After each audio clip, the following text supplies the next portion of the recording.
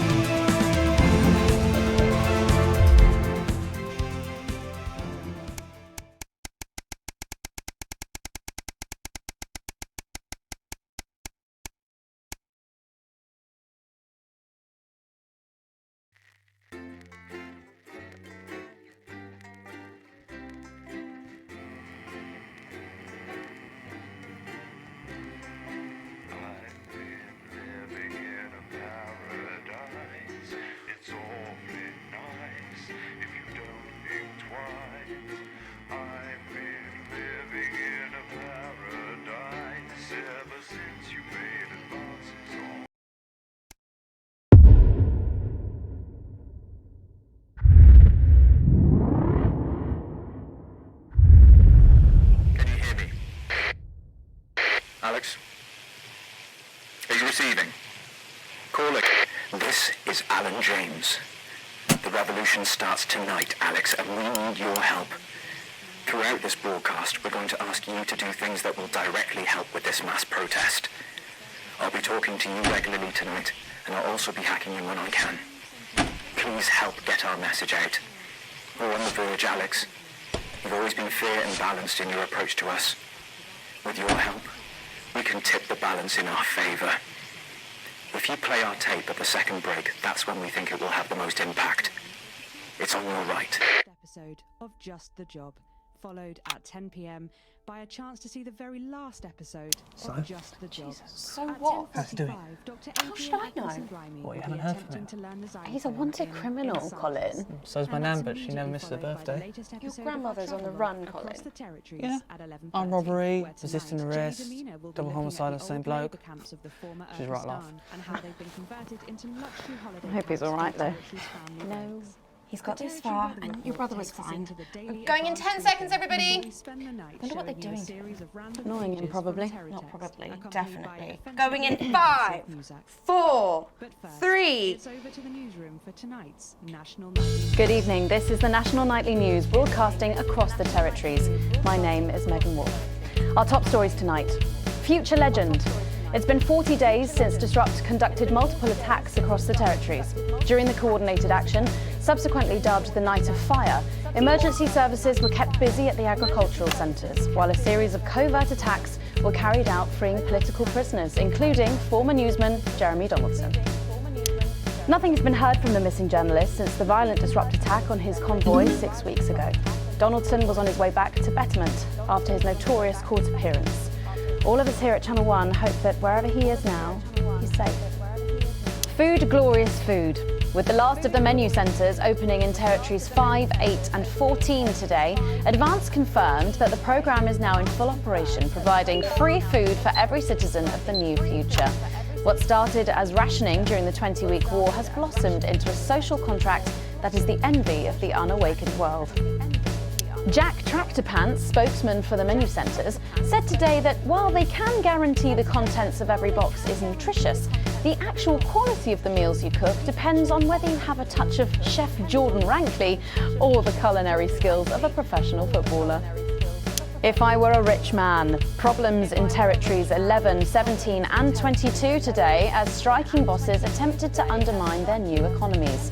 With seemingly no awareness of irony, the former CEOs and MDs have come together to form the Wealth Creators Union, with demands including a return to 150% bonuses, private jets and mandatory grovelling zones. In an annoying show of petulance, the former elites drove their luxury vehicles at 10 miles per hour up and down the motorways of their respective territories. The coordinated protest of elites inconvenienced several 100,000 of their employees. Some fun now. Signs of ever more resistance to Advance's radical policies today as popular resistance movement Disrupt extended their reach further across the territories. The organisation's emblem appeared in every major city across the territories last night in a well-coordinated publicity stunt, which has seen them dominate the headlines. Asked about the impressive display earlier today, Disrupt spokesperson Alan James said that the movement was reaching what he described as a critical mass. A poor choice of words given recent history. And final headlines tonight for 3 stories we've been following closely for the last 2.5 years. Foreign soil, a glimpse today of failed CEO Sophia Remington, who, facing serious criminal charges centred around the details of her pet project, has spent the last year in refuge at the Malvalian Embassy here in the capital. With no end in sight to her self-imposed isolation, the board of Remington's Fist removed her as CEO in absentia this morning by a unanimous vote. Sophia was heard to yell something obscene in Malvalian at the assembled journalists before slinking back inside. We didn't catch all of it, but it was something about our mother and a goat. Fun guy. Unexpected news today as 2 familiar scientists announced the birth of an extraordinary child.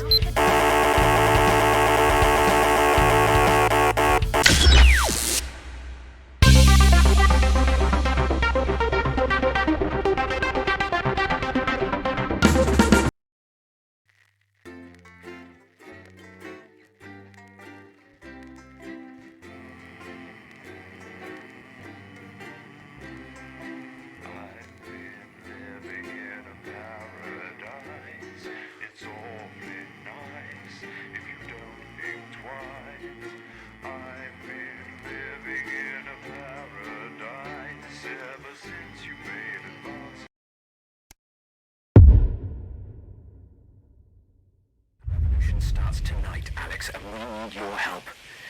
Throughout this broadcast, we're going to ask you to do things that will directly help with this mass protest. I'll be talking to you regularly tonight, and I'll also be hacking you when I can. Please help get our message out. We're on the verge, Alex. You've always been fair and balanced in your approach to us. With your help, we can tip the balance in our favour. If you play our tape at the second break, that's when we think it will have the most impact. It's on your right. Episode of Just the Job, followed at 10 p.m. by a chance to see the very last episode of Just the Job. So what? How's he doing? How should I know? What, you haven't heard from him? He's a wanted criminal, Colin. So's my nan, but she never misses her birthday. Your grandmother's on the run, Colin. Yeah. Armed robbery, resisting arrest, double homicide on the same bloke. She's right, laugh. I hope he's all right, though. No.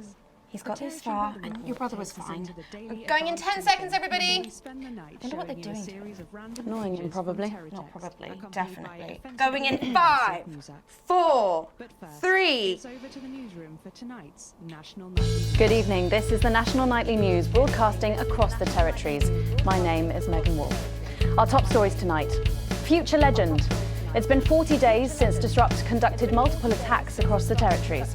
During the coordinated action, subsequently dubbed the Night of Fire, emergency services were kept busy at the agricultural centres, while a series of covert attacks were carried out freeing political prisoners, including former newsman Jeremy Donaldson.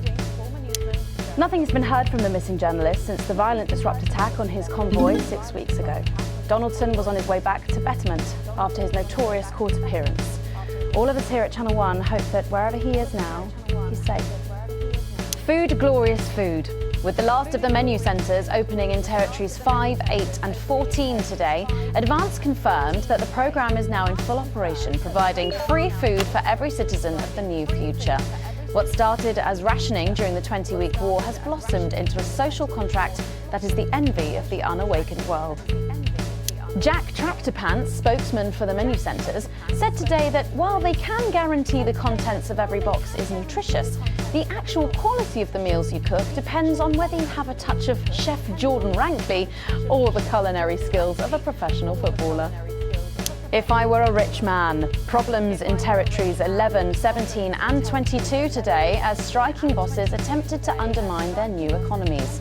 With seemingly no awareness of irony, the former CEOs and MDs have come together to form the Wealth Creators Union, with demands including a return to 150% bonuses, private jets and mandatory grovelling zones. In an annoying show of petulance, the former elites drove their luxury vehicles at 10 miles per hour up and down the motorways of their respective territories. The coordinated protest of elites inconvenienced several 100,000 of their employees. Some fun now. Signs of ever more resistance to Advance's radical policies today as popular resistance movement Disrupt extended their reach further across the territories. The organisation's emblem appeared in every major city across the territories last night in a well-coordinated publicity stunt, which has seen them dominate the headlines. Asked about the impressive display earlier today, Disrupt spokesperson Alan James said that the movement was reaching what he described as a critical mass. A poor choice of words given recent history. And final headlines tonight for 3 stories we've been following closely for the last 2.5 years. Foreign soil, a glimpse today of failed CEO Sophia Remington, who, facing serious criminal charges centred around the details of her pet project, has spent the last year in refuge at the Malvalian embassy here in the capital. With no end in sight to her self-imposed isolation, the board of Remington's Fist removed her as CEO in absentia this morning by a unanimous vote. Sophia was heard to yell something obscene in Malvalian at the assembled journalists before slinking back inside. We didn't catch all of it, but it was something about our mother and a goat. Fun guy. Unexpected news today as 2 familiar scientists announced the birth of an extraordinary child. The underground struggle of doctors David Wong and Ingrid Svorsborg-Horgensvoord captured the hearts of people around the world. And after an arduous return voyage, which took over a year, the couple say they've never been happier. Baby Dante is said to be healthy, if a bit partial to the airing cupboard. Clean sheet. After the cheeky wedding that had the whole territory talking, everyone's favourite nudists, Johnny Handsleeves and Tiffany Lamore, have launched an informative guide to lovemaking called The Wonder of Coitus. The Edurotic Handbook is the newest product in their body positivity range that includes a graphic novel about foreplay called Give It a Minute and their #1 single, Peace Anthem for Jilted Butt Plugs.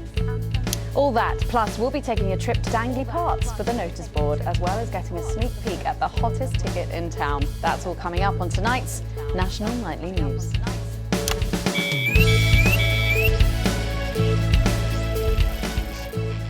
Today is the day we take back control. Soon it will be time for you to help us again. Come out of your houses, block the traffic, bring the capital to a standstill. I've met so many of you in my travels up and down Territory 1. You always ask the same question. How can I help? Well, this is how. And as for when, you'll know. Keep watching.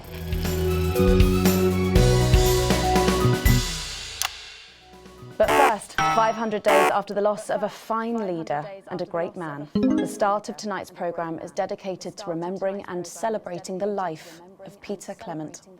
Patrick Bannon is live from Parliament Park, where Julia Salisbury will be breaking ground on what will soon be a memorial garden in Peter's honour. Patrick.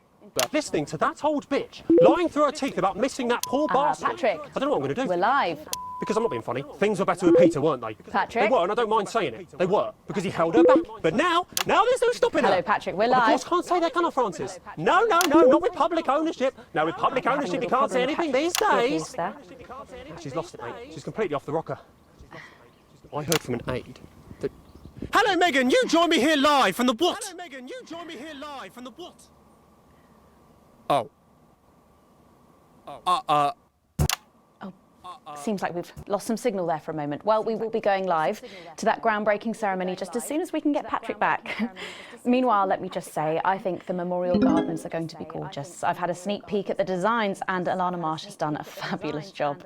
Oh, OK, all right, it seems like we have got the signal back. We can now go live to Patrick Bannon in Parliament Park. Patrick. Thank you, Megan. I'm Patrick Bannon, and we are indeed live here. Apologies for the technical difficulties there, but any moment now, Julia Salisbury will step out on stage behind me. Alex, Bozeman here. The boys in editing have just informed me that the eulogy footage isn't fully cut together yet. You're going to have to do it on the fly. For goodness sake, make sure you make it look good. Slowly gathering since this afternoon. This is Alan. You can undermine them here and help us win hearts and minds. Make him look bad, Alex. Really bad. And it seems like the ceremony is getting underway. Here is Prime Minister Julia Salisbury, the picture of elegance, to begin her address. Good evening, fellow teammates and friends. 500 days ago, all of our lives changed irrevocably. Still reeling from the triumphs and tribulations of Liberation Night, another great loss befell the people of these newly united territories. The loss of a leader, a statesman, a dear friend, and a hero. Peter Gordon Clement. Peter's death at the age of just 62, of course, announced by the team on the 24th of December, just 6 weeks after Liberation Night. Born to a working-class family on a housing estate in Rotherham, Peter first trained as a carpenter before getting his start on television. First moving and building scenery, and then developing into the personality that we all knew and loved so much. Just the Job first hit our screens over 25 years ago, running for 11 series, winning multiple awards, and charming audiences up and down the country. Peter taught us, all of us, not to be content with the way things are, not to accept inequities, no matter how small. But he also taught us what it took to fight them. Courage, integrity, empathy, and hard, bloody graft. Across a career spanning 3 decades, Peter Clement was known for shows including Wake Up, It's Saturday, and much later, late night chat show PT, which at its peak drew millions of viewers. Peter was by no means a saint. Trust me, he once told me he had more regrets than he'd had stolen dinners. He always did have a knack for a turn of phrase. But it speaks to the strength of his character that he chose to share with us his mistakes alongside his achievements, his faults as well as his talents. Peter had the heart to give it all he had for the people of these united territories. Famous for his potty mouth, it's estimated conservatively that Peter Clement uttered over 1.5 million swear words during his career, though some sources put this figure well in excess of 2 million F-bombs alone. Gripped by illness as he was in the weeks and months leading up to Liberation Night, he wasn't the man we loved. But his eyes still twinkled with that familiar joy for life, that spark of wit and wisdom of a life lived for others. Prime Minister Clement, of course, died from apparent liver failure after suffering from the long-term effects of alcohol abuse. I first met Peter nearly 20 years ago. Moments before I was supposed to give a speech. Not unlike this one, actually. Only I'd spilt coffee all down myself. And I was young, nervous, desperate to be liked. And from behind me, I heard, "Christ, pet, you've either pissed your kecks or sprung a leak, but either way, you got a problem." And before I could even say a word, he'd stripped off his dry trousers and insisted I took them. That was the sort of man that Peter Clement was. Kind, compassionate, sensitive, a brilliant thinker, a natural leader, but mostly a good man.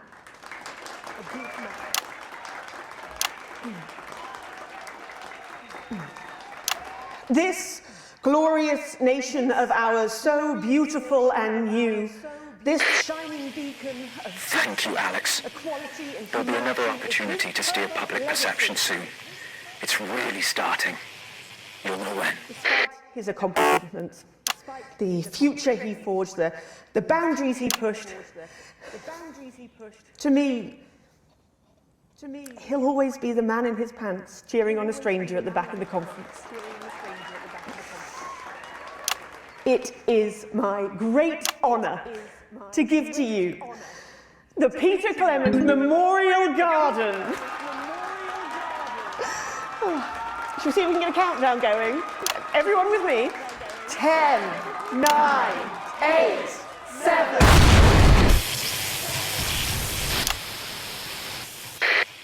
Now, Alex, control the message. Mom, we have to get you to safety. Come with us. I'm not leaving, I can't! Oi!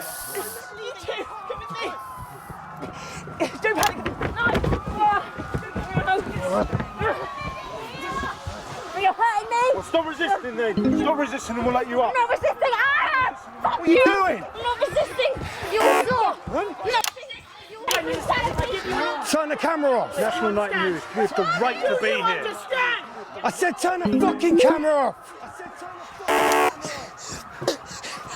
Who the fuck are you? Oh, I can't hear you. I can't hear anything. Yes. Medics are coming. You sit down. No, I can't hear you. I'm from the National Nightly News. Well, then you can consider this payback. Salisbury's still here. Salisbury's still here. Julius Salisbury! You were guilty of Approaching Songbird. more than 10. Target armed. Target armed. Haven't you done enough? Look around you! Your precious freedom looks like it's on fire! Come on, rise up! Take to the streets, the time has come! Stop fires! Break windows, draw them out! They can't stop us all! Resist! Distract! Lower your weapons! Mom? Lower your weapons! What are you doing? Come on! Will you turn that off, please, sir? I said, please turn that off. Please turn that off. Shocking scene to me. Is this not enough? You've just seen them execute unarmed civilians. People like you and me. So why are you watching this? Why are you not in the streets with us tonight? What will it take for you to get up and be a part of this? March on team headquarters, storm the building, demand elections, demand answers. Be what you were born to be, the once and future free. What that means by now. Don't go away. We'll be back after this. We'll be back after this. Thank you, Alex. From all of us, you're doing great. It's from the universe. It's becoming a weekly event. No, it's different tonight. This is the big one. Great. So there's a revolution happening outside and we're off to dandy fucking parks. That's journalism, apparently. We get set for the next sequence. Mrs. Neal, come on in. Tell them about our thrones. Got big thrones. Big thrones for big butts. Here, have some money. And the more you spend, the more you save. We've got bigger thrones, mansion thrones, thrones you can throw at stones. Alex, during this next section, a cameraman working in the newsroom who's one of us is going to get a coded location out. We don't know yet which camera he's on, but if we find out, I'll let you know. Just keep your eyes out for the fist and try and keep it on the air for at least 5 seconds. Our operatives will do the rest. Gold-plated helicopter, gold-plated jet plane. We've got gold-plated gold. We gold-plated, we melt it back down. We gold-plated again. Gold, gold, gold. Mrs. Neal, what can we give them? Gold. Yeah, she loves gold. She likes the feel of gold. She likes the taste of gold. So come on down and feel the gold. Hi, Jeff. You might be taking a moment in the bedroom and having some intimate family time. We've got gold sheets. What else we got? Oh, we got a chaise lounge. Oh my God, Jenny! Give it to her, Lon. Yeah! What? No, look at it. 25 years in the biz. That's 10 seconds, everybody. Just leave this with me, yeah? Excuse me? I know where we should go with this.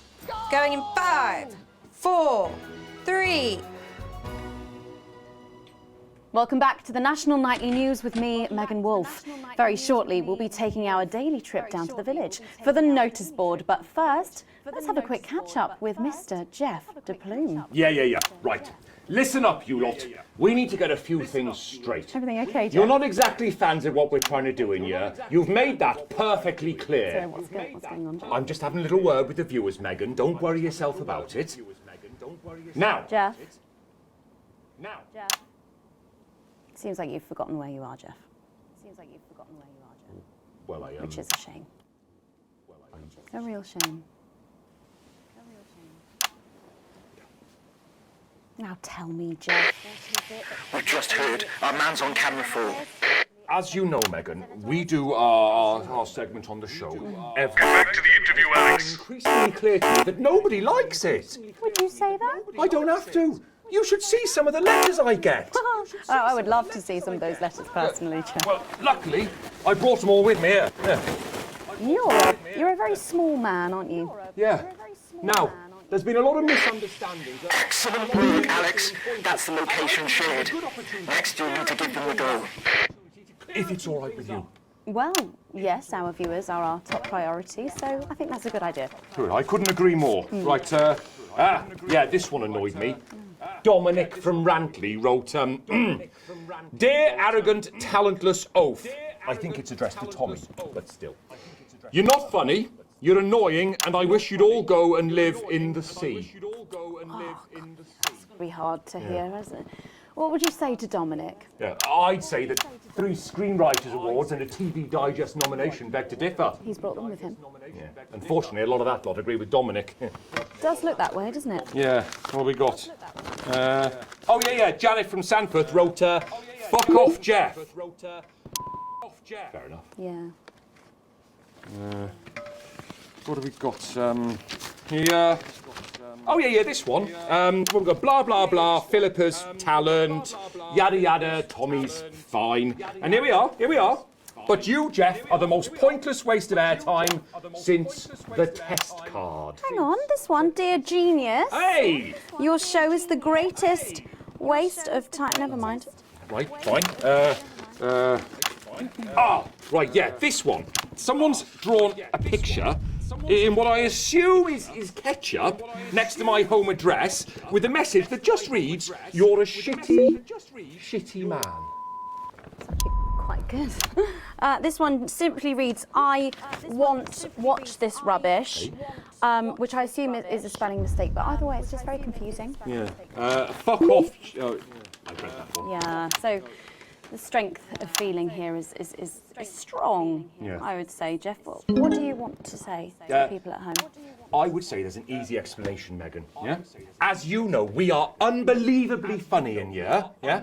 So it seems to me quite obvious that certain people upstairs are so unbelievably bad at their jobs. Careful now. Yeah, or, and I think this more likely, are deliberately trying to ruin the show. Alex Winston, you just be glad that security won't let me up there anymore, all right? So you're blaming the notice board's poor ratings on our long-suffering broadcast team? I am, yeah. They're making us look like a bunch of pricks out there, Megan. Listen, while our skilled broadcast team might have made a few errors that have led to some sloppy segments, I really don't think that's fair. Yeah? Well, I think that's bullshit. Get ready. Whew, that was Jeff de Plume there, creator and writer of the notice board. Just a reminder, if you do have any comments or criticism about Jeff, you can send those in. He clearly reads them all, so please do keep them coming. But now it's time, maybe for the last time, to head over to the notice board.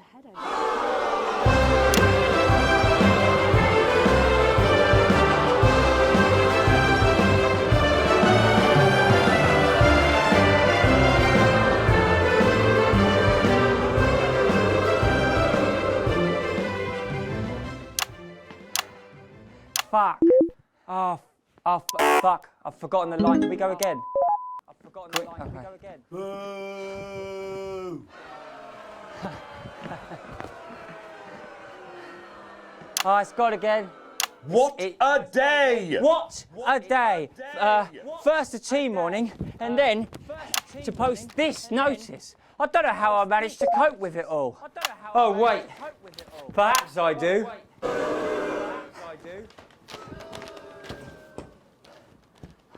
Oh!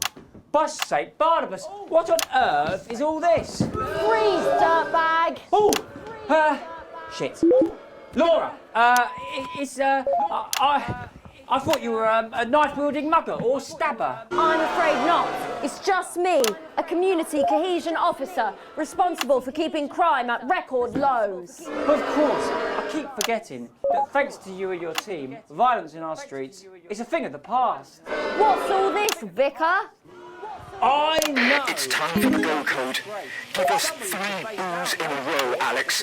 That will start the pincer movement. You might just pull this off. Push forward!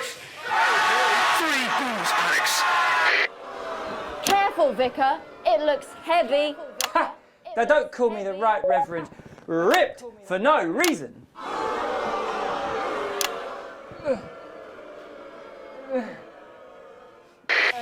Yes! It's no good. It's no good. Looks like all those crucifix classes were a waste of time. Maybe you, a young CCO, will be able to lift it. 2 for 2. Fantastic.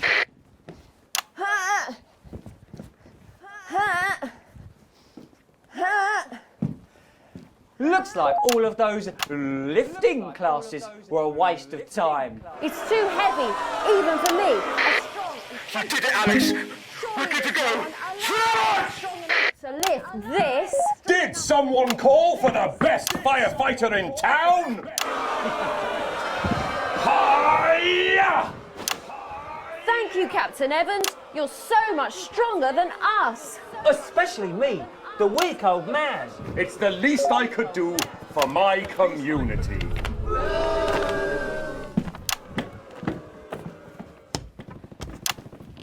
No luck catching the little devil then? Unfortunately not. The ferret struck again last night. When Ray opened the post office this morning, he found that every single stamp had been pre-licked.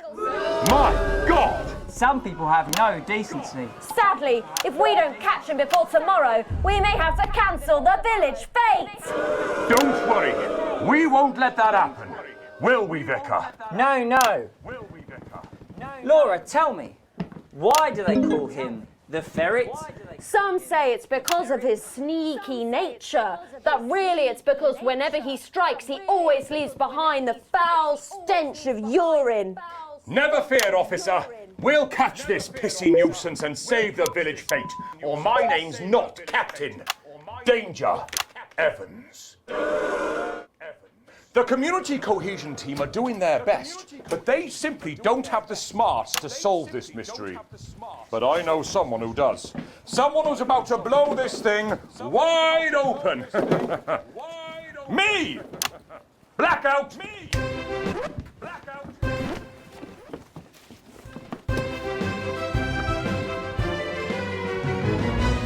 Ah! It's the morning of the fete now, thanks to the theatrical convention. I sure hope everything goes to plan.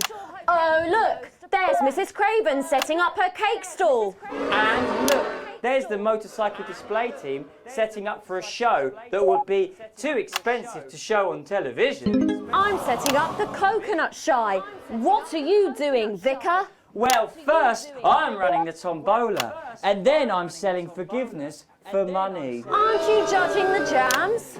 I couldn't possibly. Oh, that sounded like Mrs. Craven. Looks like someone sucked all the jam out of her donuts. The damn ferrets are struck again. Whatever are we to do? Although I'm very competent, I have no idea how to solve this case. I guess we'll have to cancel the fete. Hold it right there, ferret. Me? Have you been drinking from the fire extinguishers again? Not you, the vicar. I don't know what you're talking about. Reverend! Admit it.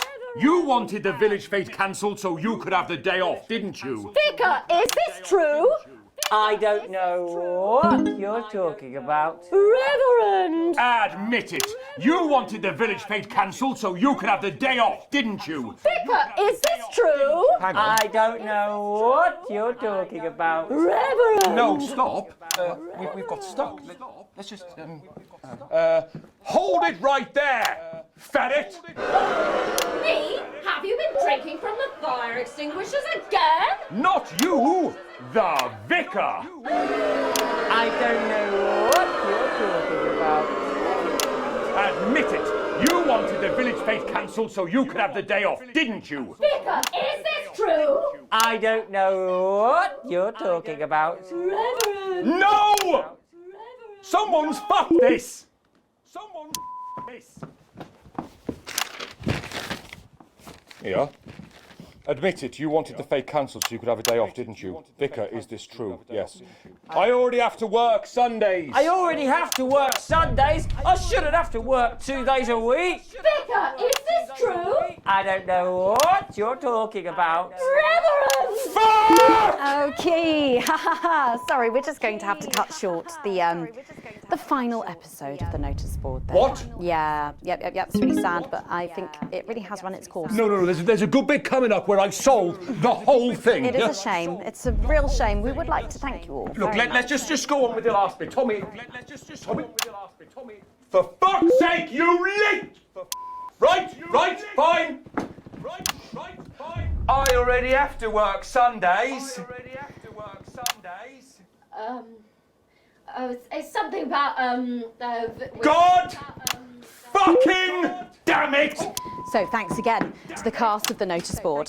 So much. But how did you know? My first clue was the smell. The hundreds of lessons and the laughs over the that's last right. year I do and a smell half. of urine. Right. Next, I noticed that the vicar's tongue was particularly dry, almost as if he'd been licking thousands and thousands of stamps. We'll be so sad to see it go, but at least we ended on a high. It's almost time to take a break there. When we come back, we'll be seeing the opening number of a brand new musical. You'll fucking regret this! That's coming up after these messages. That's the ads. Let's strike this set. Just leave it by the bins. Sorry, did that actually just happen? What advert is this, Alex? I don't remember passing it for broadcast. I think you made a mistake there. Economist and commentator. You've probably seen me on the news talking about Advance and how progressive their policies are. Well, I was wrong. And I'm here tonight to say I'm sorry. One last push, Alex. We're closing in. One of the guests in the last section is working with us. You'll be asked to censor on our behalf. If you do it right, the final orders will be given. We'll get 3 chances. Get at least 2 of them right, and we're going to win this thing. It's happening, Alex. Tonight we take it back. I always envied my friends who had so much more. Over the years, my jealousy grew. So when Advance came to power, I didn't think about the damage they would do. I acted selfishly. I was glad to see the rich punished. I didn't see how backwards Advance were. I didn't understand that rather than tearing down the wealth creators, we should have been helping everyone else to take a seat at their table. Under Advance, the country is poorer. It is poorer in ambition. It is poorer in aspiration. We are infantilized by Advance's naive policies. Please, Sarah. Policies born from Mum, I'm really not supposed to say. absurd, redistributive fantasies. Jenny just said to ask if you need a touch-up. I have hauled myself out to the media to defend That's the my shade, is it? Yeah. This is I my have shade. betrayed my parents. I see that now. Mum, Dad, You can run back to Jenny. I'm sorry. Our only hope. Sorry about that, Sarah. Nothing you The can tell me. only hope. At all, like at all. They said no one's died. Now That's all I can lies. say. 10 with seconds. disrupt. What's wrong with you? She is in tears. Ugh. Going in 5, 4, 3. Welcome back to the National Nightly News. Later in this segment, we're hoping to be able to go back to Patrick Bannon at the scene of tonight's shocking Disrupt attack. But first, I'm delighted to be joined by the cast of the smash hit musical everyone is talking about. I'll be speaking with the cast in a moment, but first, let's take a look at them in action. Please give a warm National Nightly welcome to the Novaries.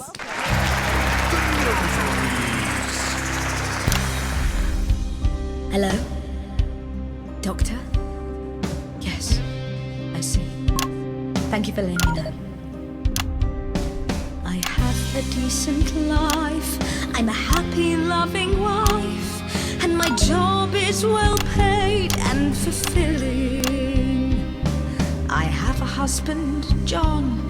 He's due home soon, won't be long. And I have to tell him something that is absolutely chilling. We share coffee in the morning, and we make love every day. We take time alone together to talk and laugh and play. We prioritize our needs. We do charitable deeds. But the flowers of a happy life are now beset by weeds. I'm home. Oh, darling John. Oh, dearest John. There's something very wrong. I've just had a conversation with our doctor, David Wong, so please be seated. This news will make you feel defeated. The scans revealed a lump. You poor unlucky chump. Is it cancer? Worse, oh, John. We're having a baby. How can this be? Oh, woe is me. Why has this happened to me? I always wear 2 condoms for the maximum of Safety in our tiny flat. We built a peaceful habitat. Now our lives are fucked. We're having a baby. Now you can't have any wine at Book Club. And there won't be any time for foot rubs. Now your hair will stink of weed. And you'll start to disagree. And forget about that holiday in Territory 3. No more waking up at 10:30. In fact, you're never going to get a good night's sleep again. No more snap decisions to go on to a club. You'll be lucky if you even make it out to the pub. Why can't we be more like our gay and lesbian chums? The only glue they have to deal with comes from personal bums. Now when I take a sick day at home, The parasite won't leave you alone. how he's grown. We're our top priority. I look after you, And you look after me. Ain't no trouble and strife. We got a childless life.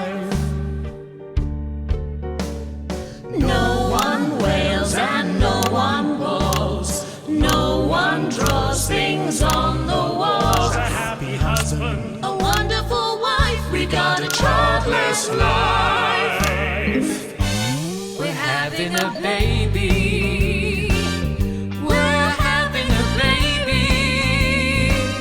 Changing nappies daily. We're having a baby.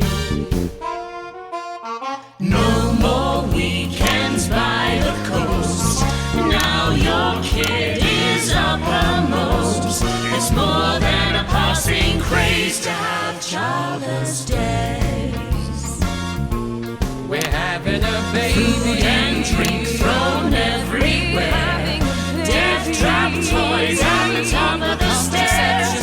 Every parent prays to have childless babies. We're having a baby. No more spas and no more. We're having a baby. 18 years on bills and leaves. Time for a whole new phase. We're having a baby. One more thing before the show begins. Have you considered that you might be having twins?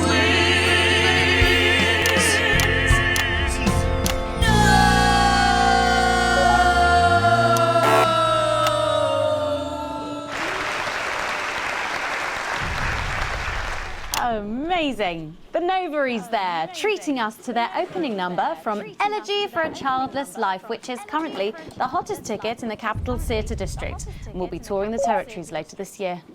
Right then, come on you lot. Come on down, let's go, don't be shy. Hello. Hi, Megan. Hi. It's an honour to be here. Oh, really? Are you fans of the show? Yes, used to be. Well, listen, let's get stuck in. Your amazing musical. Now, I mean, not only do you perform this show every single night, With matinees on Wednesday and Saturday. right, but you're also the show's creators, am I right? Well, everyone contributed their ideas, and then some of us went away and did the actual work on the script. But no, it's very much a team effort. Oh, that's fantastic. How rude of me. I've not introduced any of you. I'll be the one being replaced next. Let's go down the line, shall we? Hi, I'm Jack. Jim Blunt, pleasure to be here. Jennifer Boreham Woodley. Hello, I'm John Satley. Used to be in the business professionally. My name's Jill, with a J. And I'm Janet. I'm the youngest. That's incredible. And you were all friends previously. I mean, what a coincidence, right? With your names beginning with a J. Oh my goodness, guys! Our names all begin with J. How have we never noticed that? Because you haven't typed them out 1,000 times, maybe? You knew? Why didn't you say anything? I thought we all knew. It's bloody obvious, isn't it? I just thought we were doing a funny thing where we never mentioned it. And I believe as well as being friends, you're also couples, you know, in real life as well as in the show. Well, not exactly. I'm not married to him. I'm with Janet. And I'm with John, you lucky bean. Jim and I are married. 4 fabulous years. Well, that must make for some confusion in the rehearsal room. Well, you should have seen the first draft. Jen decided that Jack would play Jim, I would play Jack, Jen, Janet, Jill, Jen, Janet, Jill. What about John? Well, my character was originally just called Man 1. It was allegorical. It was very confusing. Not for a professional. After much toing and froing. And gnashing and wailing. And gin and tonic. We decided that we'd just use our own names, which is less truthful. We're also less likely to go into the wrong dressing rooms. Oh, God, yeah, that would be very embarrassing, wouldn't it? Of course, when I first wrote it, we were only meant to run for a few nights at the Mimbley Village Hall, but when I registered it with the Department for Culture, it caught the eye of someone high up, and before you could say overnight sensation, we were transferring to the capital! It's all been a bit of a roller coaster, really. I'm only 19. I'm the youngest. You really don't have to repeat that. I had to give up my job as a mortuary technician. Well, yes, we all had to move to the capital. I love that job. It's been a very turbulent time. So peaceful, no singing. So peaceful. This piece isn't. Stand by, Alex. Censor the orange. It's about children and why you shouldn't have them. In a way, I guess it is political, with a small p. After all, we are a solid unit. And eagle-eyed audience members will see we nod our heads to advance on stage throughout, and we target the messaging at women aged 22, well, about 35, as they're the most likely to be afflicted by this terrible problem. Terrible problem. Having children. Well, you understand, Megan. You clearly agree. Wow, this isn't about me. Of course, we see that there are advantages to a family unit, but eagle-eyed couples watch as the little parasites advance on their lives, and there's no time to play the guitar, get through a book, or watch a movie. They're exhausted, passed out on the couch by 20 to 9, for God's sake. You're very chatty tonight, dear. Usually I'm the chatty one. Because you're the youngest, we know. It's not a badge of honour, Janet. Janet, please, Jennifer. Oh, well said, John. Thanks, Janet. Got you back. So could you just tell us what is the play about? What happens in it? Well, go ahead. It's a tragedy, obviously. Jennifer, myself, and John have their child, and then the story charts the downfall of their hopes and dreams. And there's lots of singing. And dancing. A lot. My character works at a menu centre for a distribution unit. Eagle-eyed, she sees her friend's rapid advance to a pit of despair. Becoming a target for children's TV advertising at the age of 22, she decides to take drastic action. I can't really say more, though. I probably said too much already. Let's not spoil the second act for anyone who might come to see it. Which should be all of you. For too long, we've been told that a life without children is somehow incomplete, that children are a blessing. Well, I've done the research, and they're not. Besides, there's already loads of bastards running around all over the place, so... We just want people to have the option of a happy, child-free life without stigma. You know, when I was 14, before I had come out, I had an experience with a girl called Julia Jacobs. She was an experiment, I guess, you know, a chance to dip my toes into the... Fascinating. Well, thank you all so much for coming in tonight. I really hope you keep them dancing in the aisles for many performances to come. The novel's there. And I am pleased to say we can now go back to Patrick Bannon to get the latest from the scene of tonight's horrific events. Patrick, are you okay? Thank you, Megan. This is Patrick Bannon reporting from the scene of tonight's devastating and symbolic attack tonight this evening. An attack which I myself have found myself caught up in. I'm still a little dazed and a little deaf, Megan. So I hope you'll forgive me if I seem that it's time to speak with the Prime Minister. Mrs. Salisbury, that's you. You're still here. The Prime Minister. I couldn't leave, not when there were people that needed help. Any team player would have done the same. I don't deserve praise for being human. Yes, no accolades here. Or Palisades. Or lemonade. Right. So, is the situation now, are we safe? Yes, the security services performed their duties without hesitation, and I would like to assure the public that although there have been some injuries, there were no civilian deaths here this evening. Oh, that's good news about the Sorry, did you say no deaths? That's right, no civilian deaths. Just the 4 disrupt terrorists curtailed by law enforcement, who were, as always, so cohesive. If I may, I have a message for your viewers. Oh, of course, the camera, speak there, on the camera there. Stay at home tonight. Do not become another casualty of war. Disrupt have had their moment, but as the dear departed Peter Clements once famously said, it ends today. Thank you, Prime Minister, for those strong words of strength. Back to the studio. Megan, now in the studio with Megan Wolfe now. Patrick Bannon there, bravely reporting from the front line of tonight's horrifying bombing. Maybe you need to get checked out, Patrick. Well, that brings us to the end of tonight's National Nightly News, but before we go, tonight's National Nightly News. Victory is in sight, my friends. You have mobilised. You have come together. From our agents at the television networks risking arrest and getting those words to you, to the many hundreds and thousands gathering to invade team headquarters, As I speak, we are turning the tide, and it is time for change. Tonight we topple their regime, and we also silence their mouthpiece, Channel 1. Time to wake up. Out from the shadows, and they are not the overwhelming force they would have you believe. The military have been actioned, and, well, it's pretty scary out there tonight, so stay at home and stay with Channel 1, because the team has assured this programme that the turbulence will soon be over, and we can once again focus our minds on building a new future with equality, fairness and resources for all. My name is Megan Wolf. Let's make tomorrow better. Damn it, Alex. Tonight is the beginning of the forward advance. Fast jet, 11 o'clock. Charges reached, sir. Permission to detonate. Permission granted, old friend. We are going to detonate. Look out your window, Alex. See what you helped make happen. She's coming down.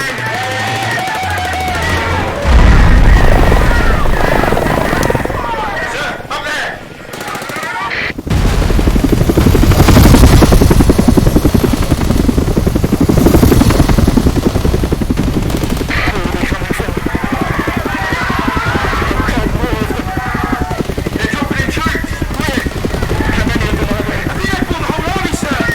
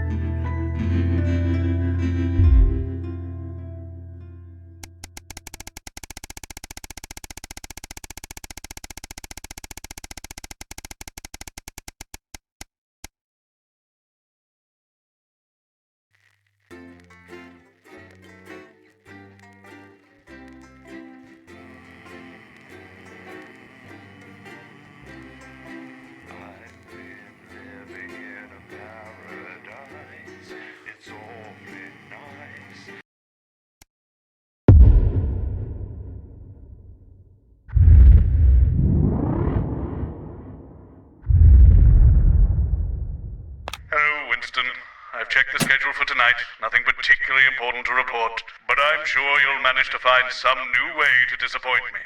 Still, at least my daughter's in for Advance's new initiative. That should liven things up a bit here on the 15th floor. Try not to cause me any more headaches. Bozeman out. Of the top-selling songs across the territories. Expect catchy tunes and scenes of an inappropriately sexual nature, not one to miss. At 10 p.m, it's time for Julia's Diary, where the ever-popular Prime Minister reads extracts from her diary in front of a warm fire. Then, at 10:30, it's the latest episode of our drama series, Betterment, which tells the inspirational story of Emily Dennisworth and the brave doctors and technicians struggling. And this is Jenny. She's the floor manager. Hi, Stacey. That's Colin. He, do you know, just don't talk to Colin. Not getting involved in bringing your daughter to work, Colin? Nah, we don't believe in it. All right, come and sit next to Mum. Believe in what? Just days. How did it all go so right? That's followed by the territory Atta girl. advanced briefing. 10 seconds, everybody. Now Monday's a myth. That explains so much. Okay, we are going in 5, 4, 3. As we go over to Megan and the team. Good evening and welcome to the NNN. I'm Megan Wolf. And who's this, you might be wondering? Well, it's Bring Your Daughter to Work Day here at Channel 1. So I'm joined tonight by my foster daughter, Stacey. Say hello, Stacey. Go fuck yourself. All right then, here are the stories that matter to you. First up, with Advance confirming that the nuclear fallout from the 20-week war is to blame for the drop in birth rates across the territories, we asked you what keeps you going. I know that I, for one, was quite deflated when I heard about this, but reading all your submissions has really put the smile back on my face. This is from Sonia in Larkfordshire. I've had plenty of time to fill, so I've started a new hobby. Since I started knitting, I barely remember that 85% of the country is sterile. My record is this scarf. It's 124 metres long. Thank you for that. And if you've started a new hobby, do write in and tell us about it. Next up, you know how we love your uncanny, comestible coincidences, and I don't know about you, but I think this one really takes the biscuit. I'm not sure what I'm more impressed by, Stacey. The things our viewers spot, or the unbelievable way our menu centres are now able to feed every team member every single day.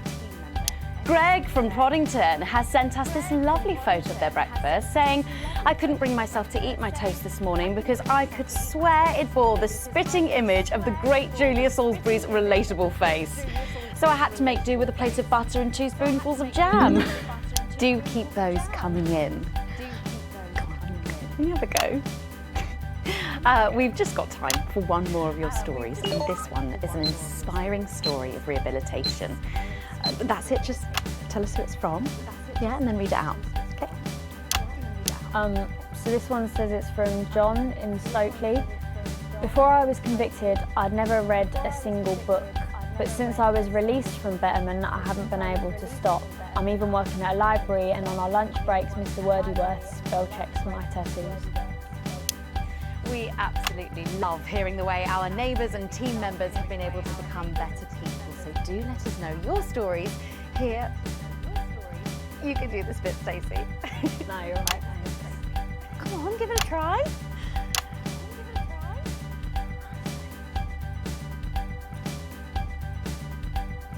Let us know your stories here at the NNN. Happy now? Yeah. Right, bit of a change of pace coming up here. You'll need to use the S effect button for the next segment, but Advance have already selected when and what to use. Simple stuff. Just follow your government orders.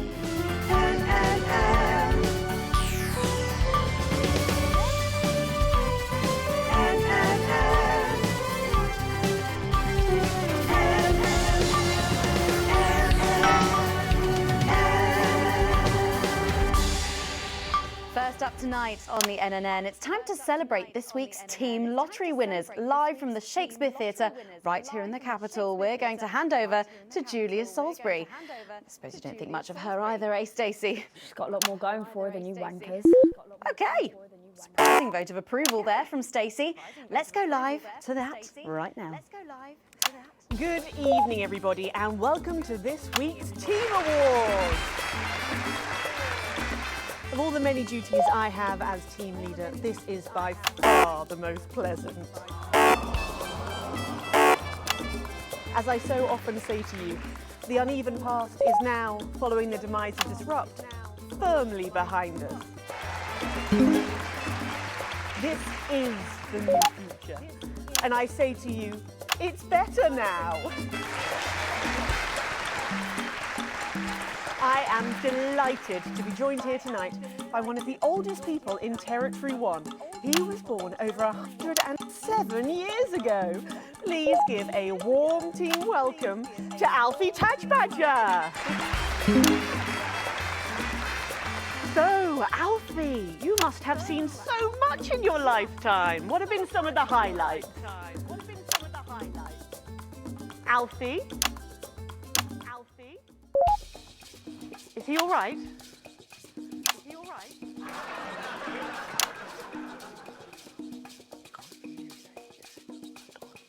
Peter's hearing aid isn't turned on.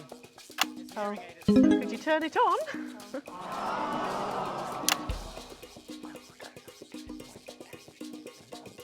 He says it drains the battery. Well, will you tell him that we'll buy him a brand new battery after the presentation?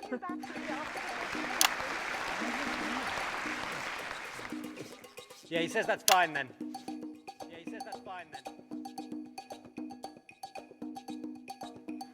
And I will help him with that, yeah. If you would.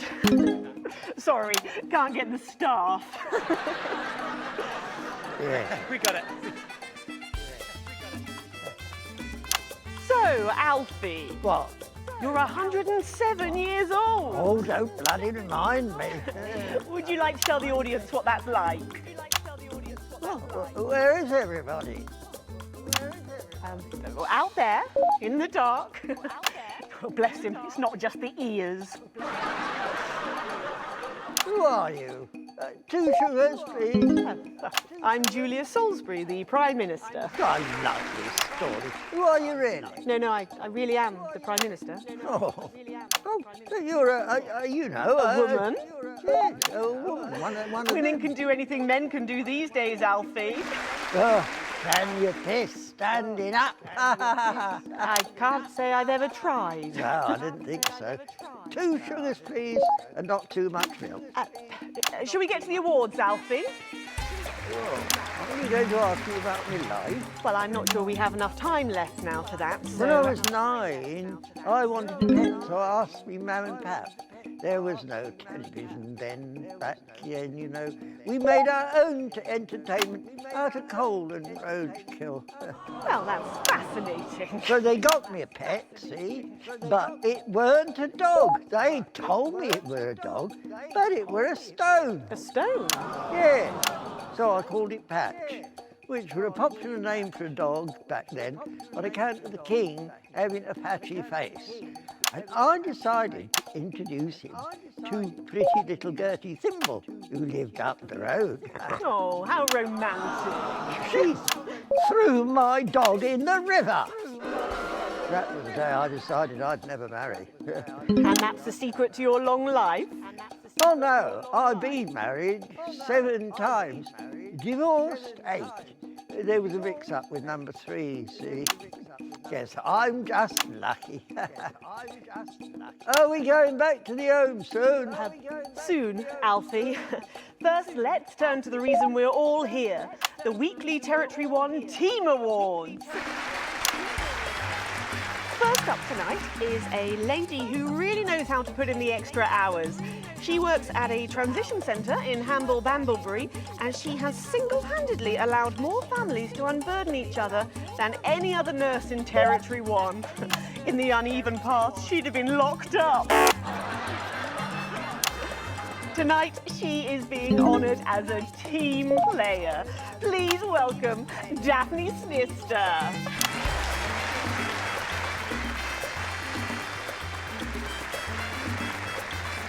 Are you here to change me? Just give her a medal, Alfie. There's a good boy. Gotcha. I mean, 2 sugars, please. And don't let it steep too long. I think you're supposed to give me one of those. Oh. Well, There he goes. Look. I can't get the arms up any higher than that. You'll have to go down, Mum. Thank God those fractious times are behind us, and now the territories are thriving. Are we in?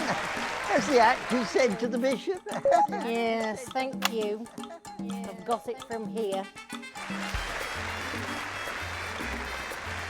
Well done. Daphne Snister, everybody.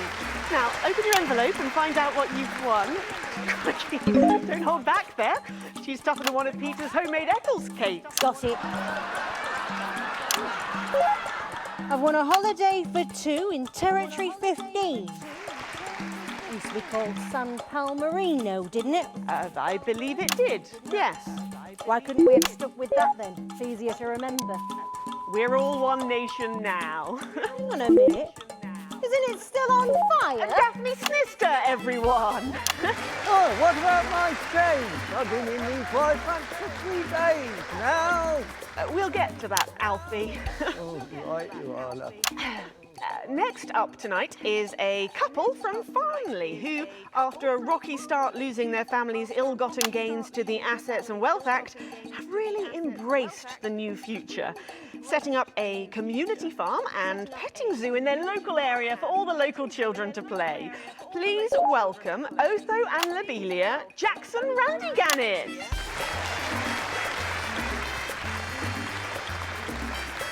Megal, Alfie. You know, when I was in the trenches, I had a pal called Scotty Wilson. He was from way up north, so I didn't understand a bloody word he said. But he were my best mate. Should we describe them themselves? Probably for the best. And his best mate was Smudger Ace. There was them two, Fiddly Eric, Unstable Terry, and of course, Leggy Sydney. She were a girl. But she had a boy's name, so they shipped her to the front anyway. First girl any of us has ever seen close up. She's dead now. They all are. Smudger and Scotty never made it home. Fiddly got shanked in Frankworth prison in an argument over an olive. And Terry, he exploded quietly at home. Sydney got a fatal skin condition. Scratched herself to death. It makes you think. Thanks, Alfie. Great contribution. So, Otho and Lobelia, a petting zoo. After we lost all our wealth, we discovered there were actually people who had never even owned a pony. I used to have 3. So we decided to do something about it. That's the type of people we are, you see. Advantage of a private education, probably. Well, I'm sure we could debate that all night, but there's no time. So, let's see what you've won. Yes, but before we do, there's something I wanted to say to you. Oh, absolutely. Every citizen of the new future has my ear. When Advance came to power, you took all of our wealth. You took the shirts off of our backs. Quite literally, in my case, I used to collect shirts. You might as well have the rest of it, too. Oh, security! Oh God, not again. If I've said it once, I've said it 1,000 times. Pennies and the news are not good bedfellows. Keep those flappy bits off my channel, Alex. And better. And you are? Oh, no. Got to go. It isn't right and it isn't fair. You tell him, girl. That's my wife, you know. Oh, no, you don't. You can't mix pearls with swine, it isn't right! We used to have 3 horses, then turned to Bethel and Hungwell. And now what have we got? 2 mangy goats, 1 mongrel dog called Kenneth, and a rooster that won't bloody shut up! Can we get this over quickly with, please? As the actress said to the bishop. Oh, here we go again. Hello, Alfie Tadge-Badger. Pleased to meet you. Looking at Jackson Cool. Stop them! Oh, don't worry, love. I'll protect you. Oh, oh, oh, oh, oh. You better blow on what he knows. You know, this reminds me of when I was in my 20s and we go to the promenade at Shining on Sea and watch all the pretty girls on the beach. Everything was black and white then, of course. We'd visit the Penny Arcade and try to win a block of lard to take home for the family. You couldn't buy lard in those days. You had to win it. Oh, it was so much simpler back then. Boys were boys, girls were girls. Everyone else was recruited by the circuses. There were loads of them, you see, circuses, with their big tents and their candy floss. You'd hear the music, the pipe organ, drifting over the nearby fields. My mum used to call it the most magical sound in the world. This was before she lost her hearing after giving a particularly loud round of applause.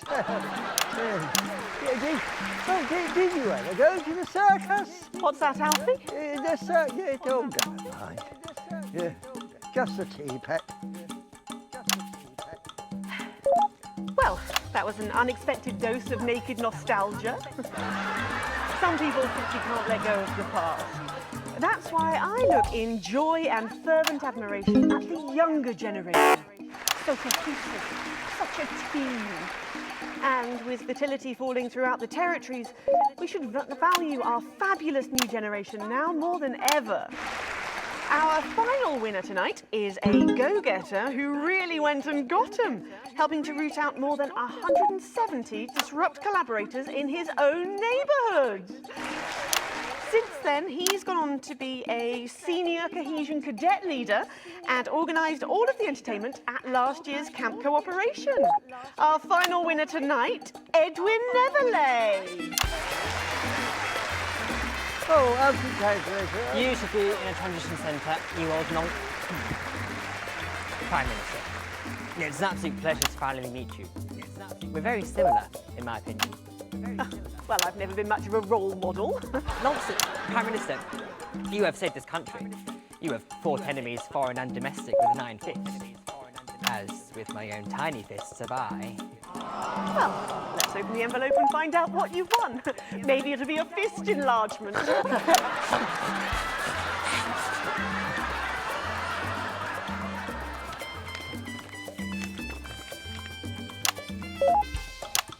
A year's internship as a behaviour coach at Betterment.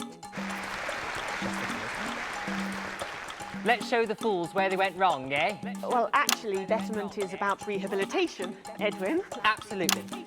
And if they won't reintegrate, we retaliate. Just like you did on Liberation Night. Thank you, Ward. And stay vigilant. Report the non-cohesives. Be a team player. That concludes tonight's awards. Join me next week when, hopefully, things will be a lot more normal. Back to you, Megan. Prime Minister Salisbury there at a highly eventful team awards ceremony. Any thoughts on this week's winners, Stacey? The nurse was fucking scary, the pretties were saggy, and that little prick will never lose his virginity. Okay, well, succinctly put there, if a little profane.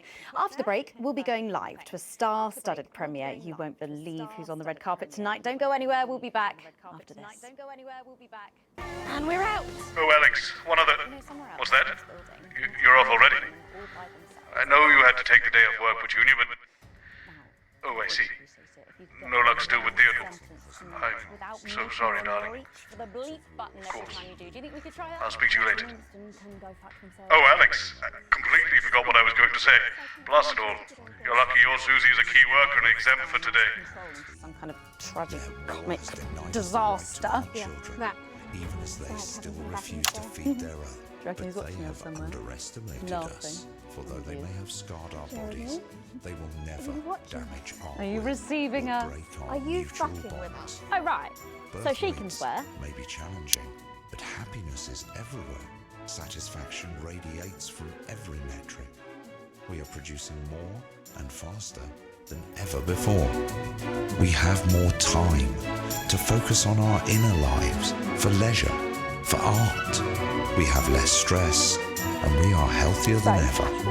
Our new future. These generic links on the autocue to glue it all together. We are They do know I have a Queen's View degree in journalism. Don't you wish you'd studied something useful now, eh? from the divisive Bring your daughter to work day. borders What a for chap. whom Where cohesiveness is is our an honoured alien guest? concept. I don't know, she's probably sitting Every around day that boy band. across Hot these territories, Heat rash. neighbours Hotspot support won it neighbours, last year.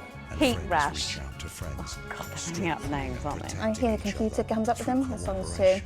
Ah, there she is, and just in time too. That's 10 seconds, everybody. What have you been up to? What's it to you? And we are going in 5, 4, 3. Welcome back. Stacey's still here. Wishing she wasn't. Thanks, Stacey. And in this segment, we're delighted to have sent Robin and Patrick to the movies. Yes, tonight is the world premiere of The Automated, starring Lawrence Blunderclatch and the late, great Helena Canterbury Boatshoe. And all the stars are out tonight. We first covered this film almost 5 years ago, back when it was called The Medicated. Then, for mysterious reasons, the film was suddenly pulled the night before its release.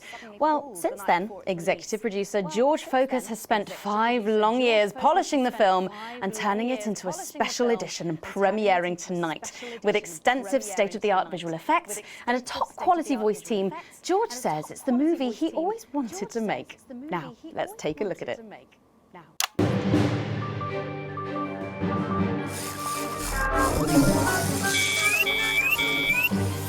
I can't deconstruct it. Captain? I can't deconstruct it. Robots!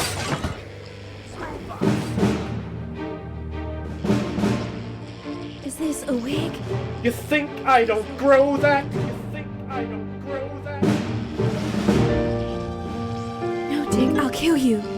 Think of Sat, I'll kill you. There's something on your face, Chief Harrison! Harrison! I wish you were real, baby. Flesh and blood. Captain Quasar. But you're just ones and zeros, baby. If only I'd noticed. Captain Quasar. You rusted, Quasar. but I didn't notice it. Captain. I'm buffering, Dick, you said? Got one on you. God damn it, blast it all! Here's a map. What's a map? Okay, so head north on Interstellar Avenue, left at the asteroid belt, and a tricky 3-point turn at Uranus. What are these symbols? This corner, this is the key. We could shut it down. Yes, we could shut it down. Yes, we could shut it down. But we have to ask ourselves, who are we?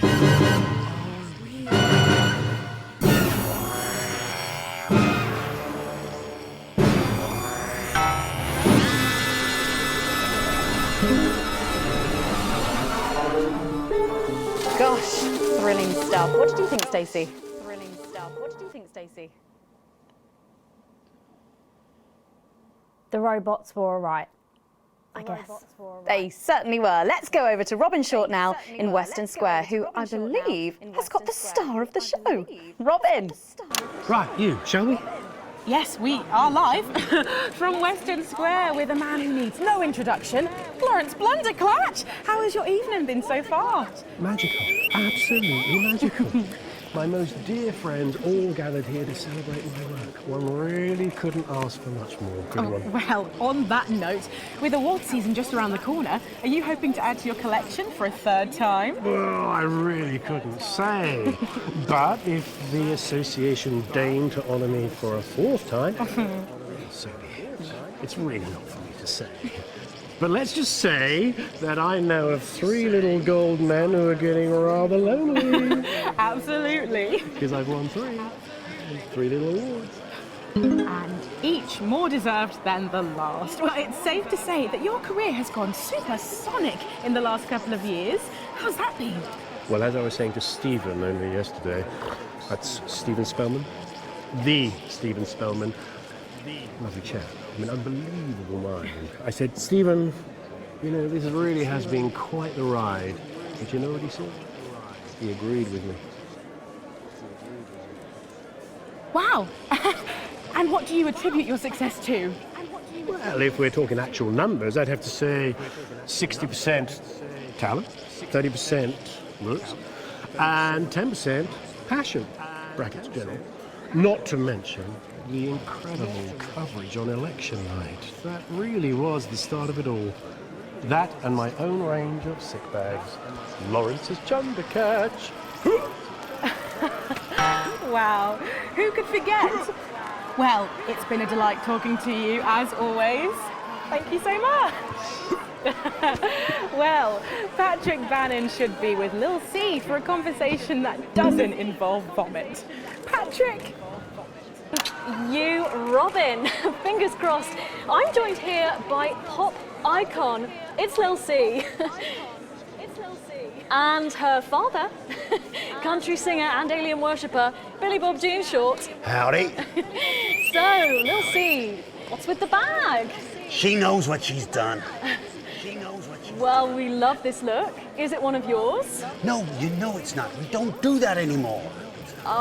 Yes, of course. Your clothing label went bankrupt, didn't it? Yes, because a certain TV show failed to fulfill their contractual obligations.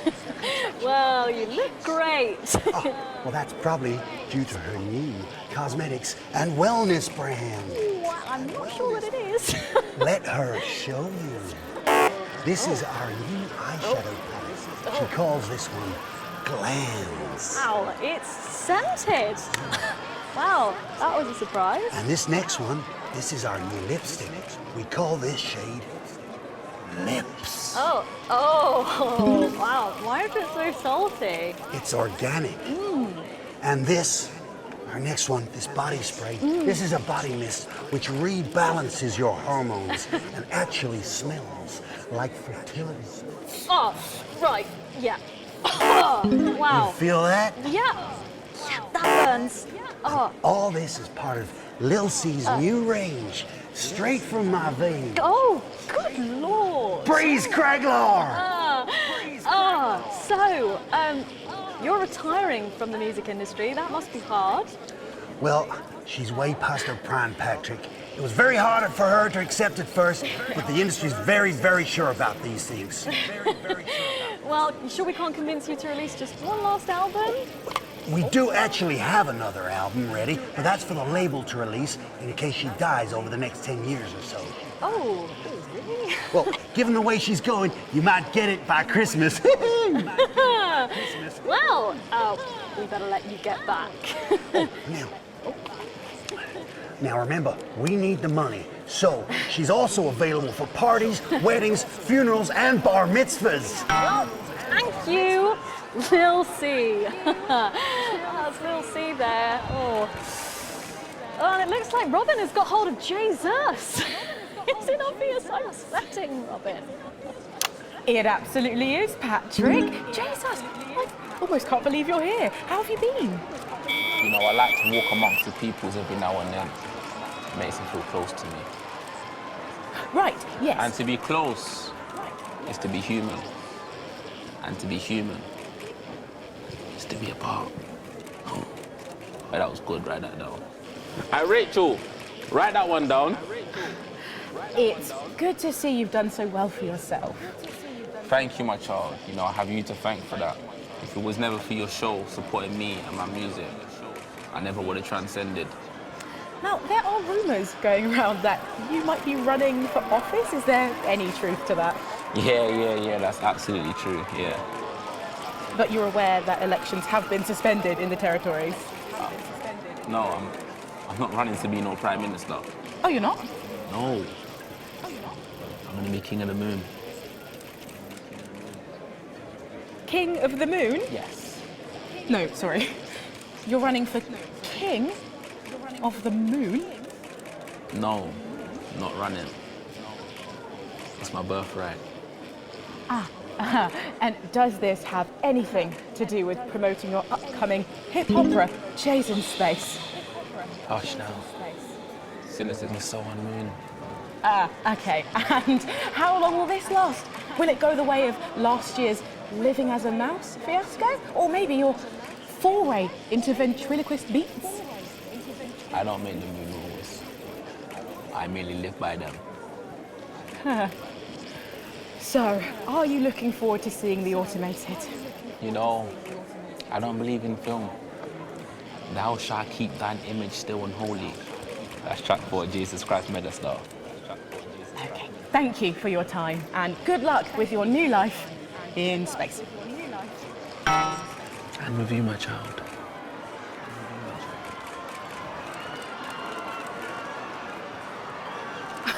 Well, Megan, that's what success looks like. I'm going to see if we can grab someone else to have a chat. Back to you.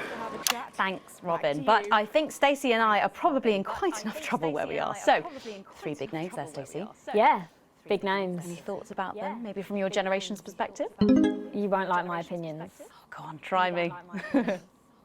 Well, Bumbanonk is so old he's like 1 week away from a transition centre, so who cares?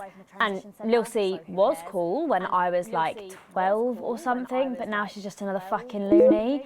And Jesus is a disrupt-loving wanker who should have died with the rest of them 3 years ago. You're right. 3 years ago. You agree with me? No, you're right, I don't like your opinions. But thankfully, we can go back to Patrick now, who has another familiar face to catch up with. Oh, Patrick, what's the atmosphere?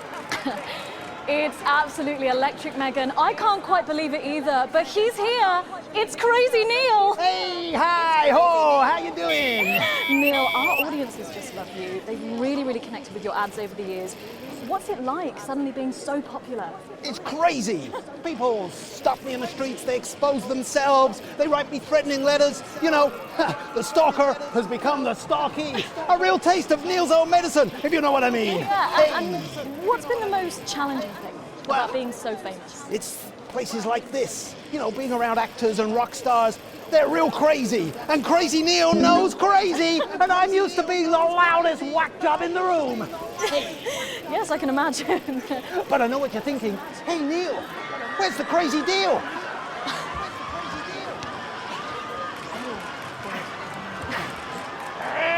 We got crazy deals on chairs. You ever sit in a chair that knock your socks off? No, I can't say that I have. Makes a mess of the carpet. But what do you say? We got a deal? Well, what about Betty Andrews' handbag? It's real leather. It's real cheap. And it even contains our heart medicine. Spicy. No, really. You've got the chair. You've got the bag. You're really busting my balls. What can I do to convince you? Let me throw in my wife, Mrs. Neil. It's the latest model. Not a scratch on her. Pearls like a charm. What do you say? We got a deal. Look, I can't take your wife. Yes, you can. I got loads of them. Come on down to Crazy Deals. We got crazy deals on chairs. We got crazy deals on meals. We got crazy deals on wheels. We got wheels on meals, meals on wheels. We've even got endangered seals. And we got meals with endangered seals. Yeah! Thank you, Neil. Well, it's always a dream come true to meet a hero. How about that, Megan? The man himself. Aren't we lucky? Back to you. Thanks, Patrick. What a colourful interview there on what looks like an amazing night. They certainly know how to make an entrance.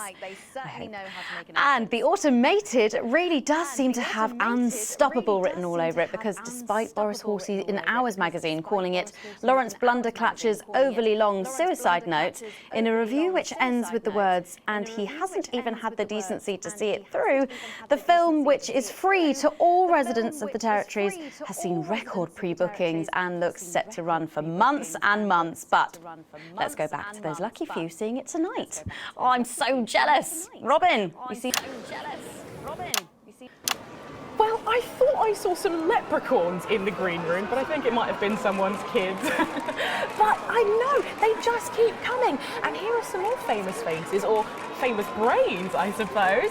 It's Dr. David Wong, and Dr. Ingrid is also here. We have been following your plight so closely on our show over the last few years. What's it like to be back on dry land? It's so wonderful. I'm still not used to it.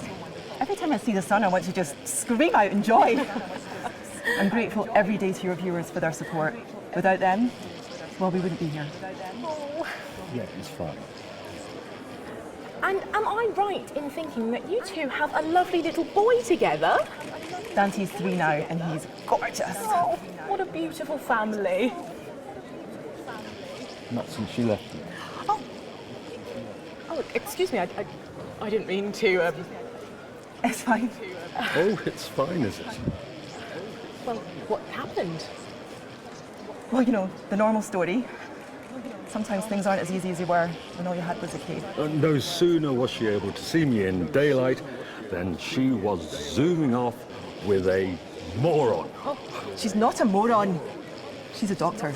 A dermatologist is not a doctor. So sorry about this. I'm sure she's got lovely skin. But forgive me if I don't ask her to do a coronary artery bypass. If you carry on eating those pies, you might have to. Here we go again. Very good. We can't all afford as clean as hers, can we? At least she doesn't have a PhD in biomechanics. You take that back. Well, thanks to you both for pushing the boundaries of human knowledge. Arsehole. Crikey! Well, the movie's about to start, so Patrick and I are about to share a box of overpriced popcorn. Back to you, Megan. Thanks, Robin. Lucky you, and enjoy the movie. The Automated opens in cinemas across the territories this weekend. What a star-studded event, eh, Stacey? Who cares? No one goes to the cinema these days. Of course. We'll be back after these messages. I still go to the cinema. Get yourself a video recorder, like the one at the home. Yeah, I've got a video recorder. It's just not the same, is it? You're right, it's better. No unevens chatting and chewing all the way through. What about a kiss and cuddle on the back row? Doesn't that happen anymore?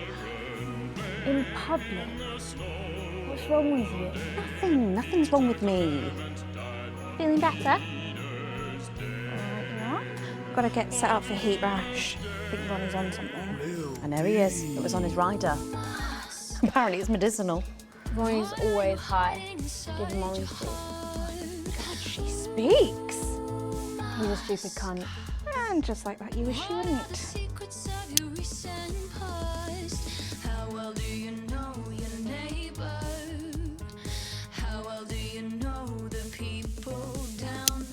We seem to be a bit bunched up at this end. Oh, don't worry. It's so cool. It's what now? Oh, here's Megan. She's going to be interviewing you. Hello. Hi. This is her. This is Stacey. Well, hello there, Stacey. Fuck off, Ronnie. Right. No, I'm sorry, but if we can't be polite, you're going to have to wait in the dressing room. Whatever. Do you want to go and wait in the dressing room? No. No what?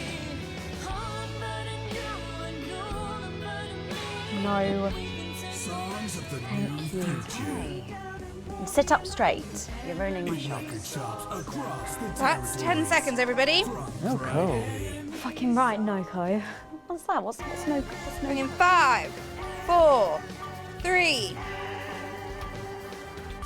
Welcome back. For our final segment tonight, Stacey and I are delighted to be joined by Heat Rash. Their new album, Girls and Why We Love Them All, comes out this weekend. So, let me see if I can get this right. It's Nolan. I write the songs. Ronnie. That's what it says on my tattoo. Oh, you've got a tattoo of your name on yourself. Okay. In case he forgets it. This raconteur, you must be Chinny. Why do they call you Chinny? It's because of this ugly old thing. I don't know what you mean. God, you're so fucking embarrassing. Dale. Crikey, Dale, you do not look old enough to be in a band. I get that a lot. I'm actually 23, the oldest one. I have a growth disorder. God, I'm so sorry. I didn't know that. It's so cool, Preeti. He's only messing with you. He's actually 58. Okay, right, I see. You're going to be a handful, are you, boys? Mum. You must be TP. What does TP stand for? Tiny prick. It stands for team player. I see. How long have you had that nickname? Ever since Nolan decided Terry Prodance was a shit name for a member of a boy band. No co, Ronnie. Yeah, no co, Ronnie. I'm sorry, what does no-co mean? It's the opposite of SoCo. Ah. Fuck's sake. SoCo. Yeah. So cohesive. You preties say cool. Right, okay, thank you, Stacey. Sorry about her. Not your fault, she's uneven. So, you guys met through a popular show on one of our rival channels, didn't you? Yeah, Team Players with a Z. So, how did that work then? Well, actually, Dale and I knew each other from school. We were actually classmates. And Fuck's sake, Nolan, mate. Give someone else a chance. We all went on Team Players. We all auditioned. The judges put us into bands. And, yeah, we went to their houses and they just put us into bands. It's an example of how we're greater than the sum of our parts when we work in harmony. And occasionally singing it. So every week on the show, they get these bands and they give them a song that the producer just found from under the bin somewhere. Actually, I write the song. And the public would phone in and decide which song they like best. Right, and then the losers would be eliminated. Yeah? Mum. What? No-co. Preeti, so no-co. The band who get the most approval get to play their song again. Sure. So what happens to the losers then? Mum. What do I keep doing wrong? We don't use the L word anymore. We don't use the L word. Would you please stop saying that? Would you please stop saying That word is a pejorative. It's a word designed to diminish. At Go-Getters, I learned very early that We only win when everybody wins. But, sorry, that's not real life, is it? That's just sports board, no? I thought you were Soko. Yeah, I am Soko. Nah, you're a shrinker. Can't be friends with shrinkers. She doesn't know what you're talking about. She doesn't understand. So I do understand, actually, Stacey. What's a shrinker? Well, a shrinker. What's a preety, Mum? What's a preety? Well, I think it means someone who's older, doesn't it? Pre-territories. It's someone who turned 18 before the new future. We call you preeties. Uneven. Mimis. Nonks. It's not her fault she's old. She can't help it. I'm not that old. I'm trying to help you here. I don't think I need your help. See?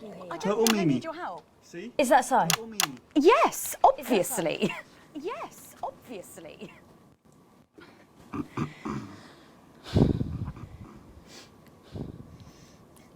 You know what the real problem with you lot is?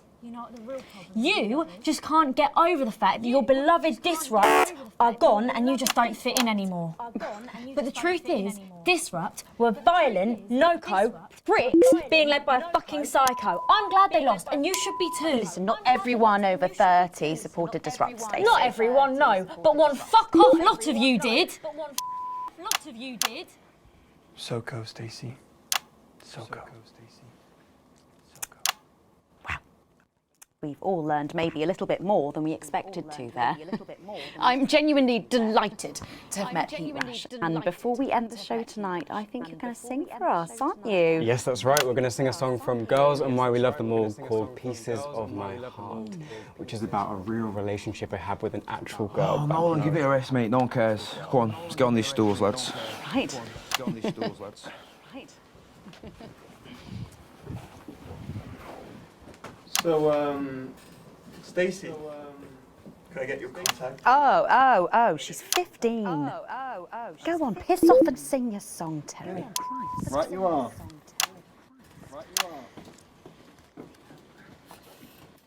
So, here they are with their latest single, Pieces of My Heart. Are you excited, Stacey? Not for me, no. I only listen to blip music and a bit of jizzcore.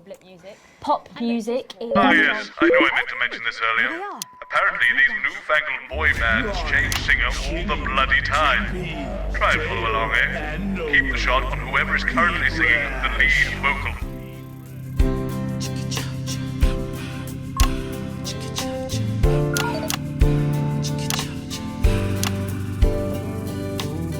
I saw you standing by the man you sent with a brand new pair of Lakers, baby, do you remember? You took the first of the pieces of my heart. You wandered into a bush and grabbed a vodka and stank. Took our assets and our wealth and drew them out of the bag. I gave you little pieces of my heart. I didn't know two hearts could ever feel like this, girl. It's like you were custom made for me by Remington's fist. I take all of the loves that didn't last and leave them in the uneven past. Share the new future as my bride. You snatch me inside. There's no need to hide all the times that you cried. As my old man used to say, you blow me away. I just want you to stay. I don't want you to pay. You make me crazier than Neil today.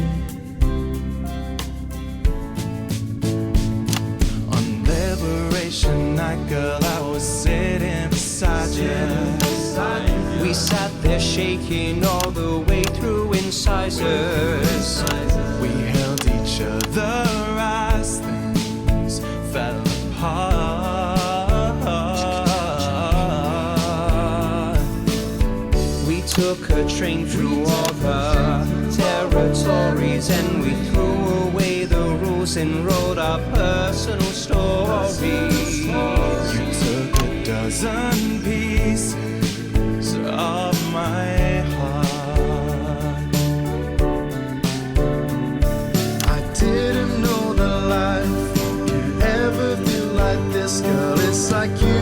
custom made for me by Remington's fist. I take all of the loves that didn't last, I leave them there, the uneven past. Share the new future as my bride, snatch me inside. There's no need to hide all the times you have cried. That's my old mom used to say, blow me away, I just want you to stay, I just want you to play. You make me crazier than Neil, make me crazier than Neil today. And now I'm staring at your membership card. There's your picture beaming brighter than a handful of flaws. I'm trying to find the pieces of my heart and leave them in the uneven parts. Share the new future as my bride, you snatch me inside. There's no need to hide all the times that you cried. As my old man used to say, you blow me away, I just want you to stay, I just want you to play. You make me crazier than Neil, crazier than Neil, crazier than Neil today.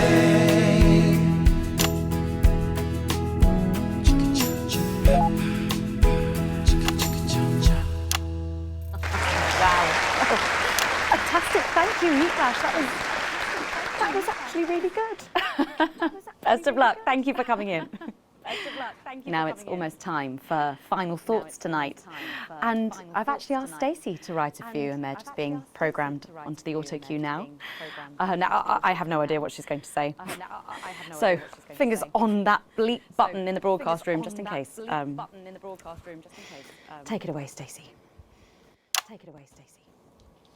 My name is Stacey. I guess you know that by now. Don't know why I put that in there. Anyway. I don't watch the news. There's no need. You hear all the important stuff from your mates, so I don't know what's considered important anymore. But I'm pretty sure that it's not rehashed movies and fucking boy bands, so anyway. I'm going to talk about what's important to me.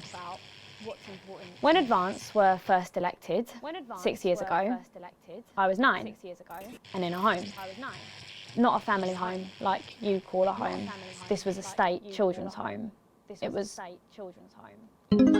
fucking awful, actually. It was like a Charles Dickens book. The roof leaked and the walls were damp some mornings. The food was bad. Drugs and alcohol were everywhere. No one cared. You had to watch your back all the time because there weren't enough staff to manage us. And yes, as you'd imagine, there was a lot of some bad stuff went down there with some of the staff. Okay. Not all of them, but the others knew, and they didn't stop it. And then Advance won the election. And like a miracle, things started to change. They got better. We had nicer food. The home was not just repaired, but redecorated and kitted out with books and sports stuff and musical instruments and video games. Most of the staff were fired, and the new ones, which there were more of, spent time talking and working with the bullies. And you know what? A second miracle. It worked. The bullying stopped. My life got better. Because finally, there was enough money to do the good things, and Advance had the guts to do it. I joined Go-Getters, and on Liberation Night, that gave me a group of friends that I could talk with when the bombs went off and the power went out. Another miracle. I wasn't alone anymore. And that was the night I finally understood the importance of being in a team. So here's my final thought. I know the people who are doing better under the old system long to go back. You say, we were freer, But what you mean is, we were richer. But for every one of you, there is 100 of me. And even now, after all you've had taken away, you are still doing better than I am, than I likely ever will. You still have homes of your own and families of your own who love you. And I'll never have that. So maybe you should stop looking for the worst interpretation of everything this amazing government does and realise it's not for you. It's for the millions like me. And you can cry and bleat all you want, but you're never going to get your money back because it's already been spent on miracles. Wow, thank you, Stacey, for that. Wow, thank you, Stacey, for that. Stand by. Let's keep making tomorrow better. And we're out. Is that all right? Yes. Yes, that was more than all right. Nicely done. I think you might have actually given them something to think about. So I guess you're going to be taking me back to the home now then? I was thinking we could go out somewhere and, I don't know, have a meal, talk about our options. If that's okay. Of course, Miss Wolf. Security will be standing by. So they're always there then? There was a thing a few years ago now. Oh, with that Jeremy bloke? I heard about that, everyone did. Were you here back then? Doesn't look old enough. We're looking for a new song for the new future. Something that speaks from and to your hearts. An original composition of cooperation.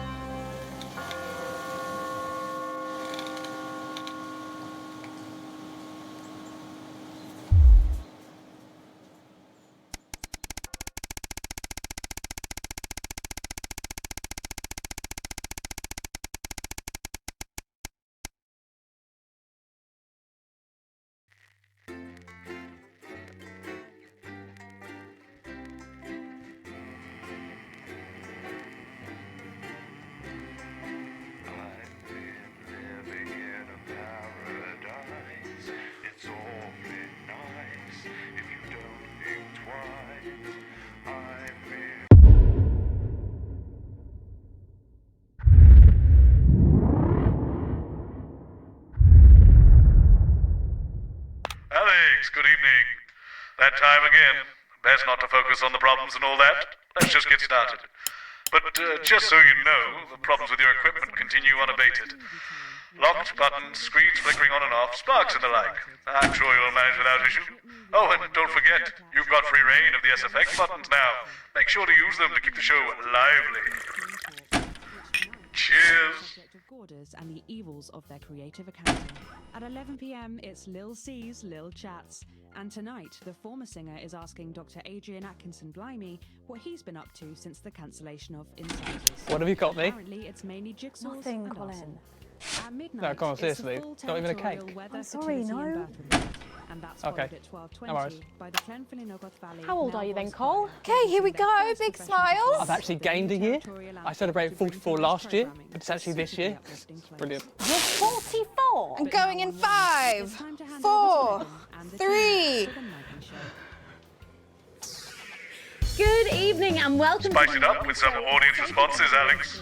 I'm Megan and I'm joined as always by the inimitable Robin and Patrick. How are we? Well, we have got so much going on tonight. I'm excited. I'd say I'm about a 12, Megan. On the excitement scale? Yeah, exactly. We have got so much SoCo stuff coming up. We sure do. We have celebrity chef Jordan Rankley, who will be cooking up a storm. We'll be announcing the winners of our big competition, Visions of the Future. And we'll be joined by a very special guest for a game of Wheel of Truth. And I'll even be showing you how to make your own Leaders' Day gifts. We've got all of that and so much more tonight on The Nightly Show. Coming to you live from the channel. We are not just soldiers. We are doctors, scientists, and poets. We are all these types because we are you. We will look for the truth, and unlike this channel, we will show it to you. You will hear some frightening things about this government. They are chilling, and they are true. We have the evidence. Understand this. There is something wrong with the food.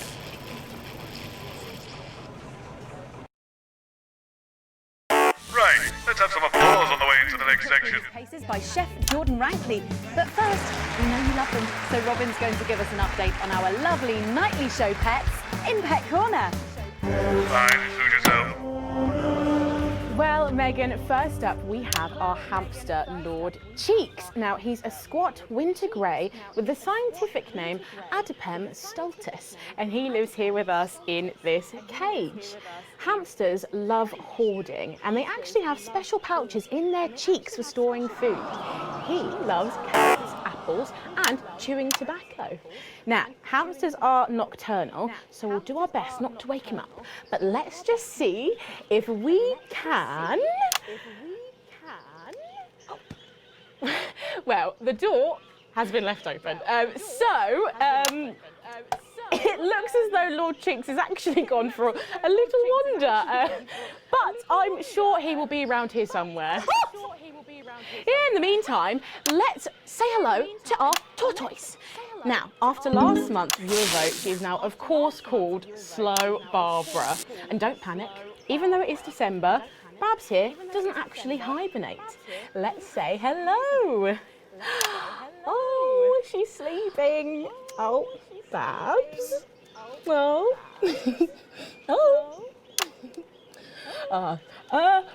Those are our Nightly Show pets, Megan, both alive and well. Back to you. Thanks, Robin.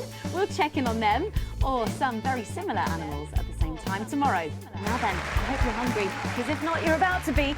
Patrick Bannon is with Chef Jordan Rankley, and they're going to be showing us how to knock up a delicious apple pie.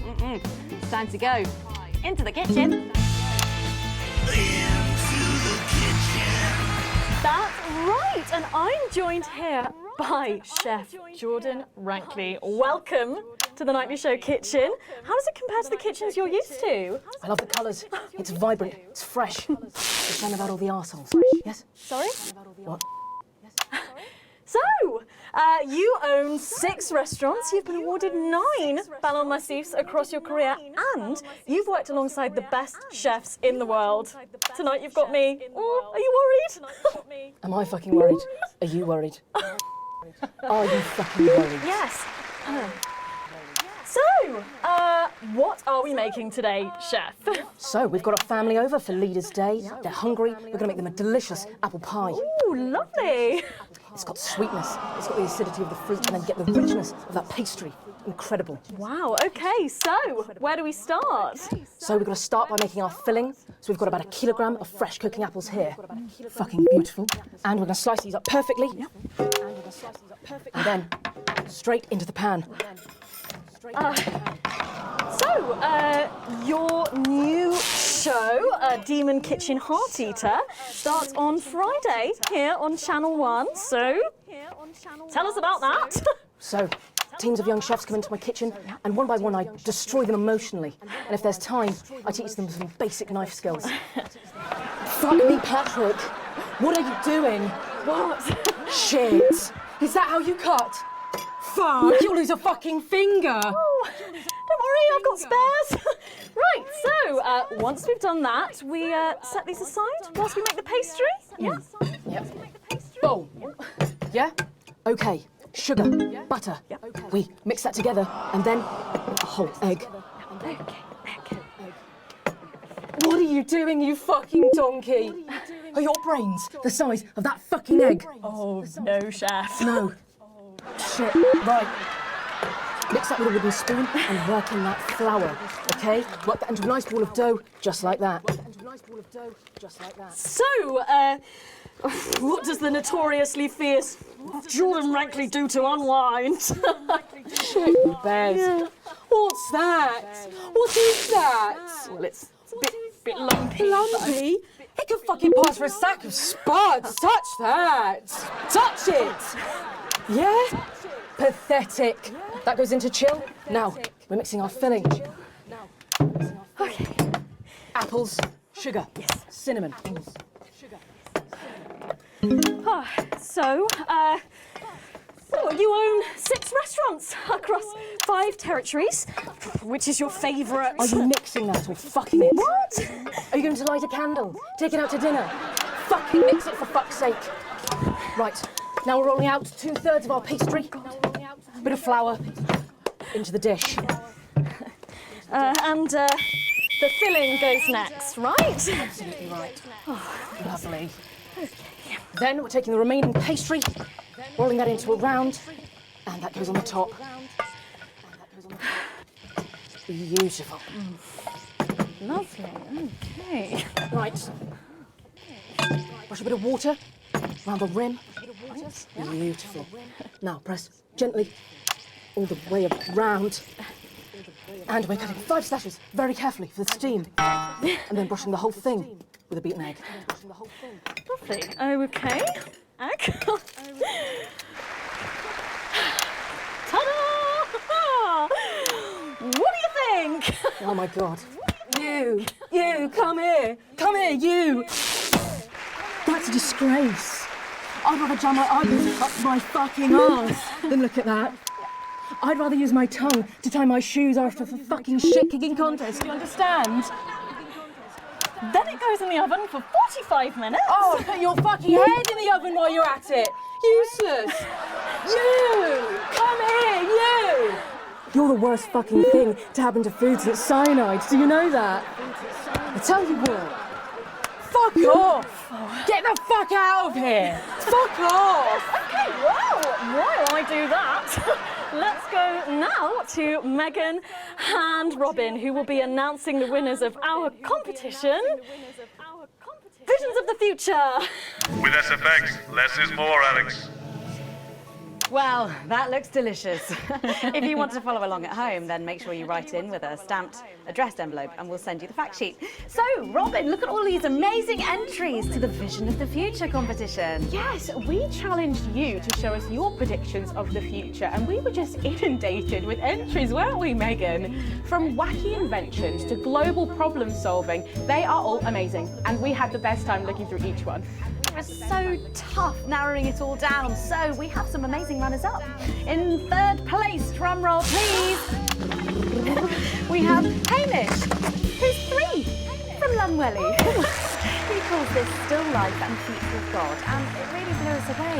Just just look at the line work here, and I can really feel every passionate stroke of the brush. If you look here, you'll see a beautifully rendered, what I thought at first was a smiley face or perhaps a cat. But I think if you really look, you'll see it's actually a representation of the seeming futility of death through the eyes of the living. Indeed. He's also chosen to just leave a lot of it blank, which I think is really interesting. If you know Hamish and his work, of course, he loves focusing on the negative space rather than the image itself.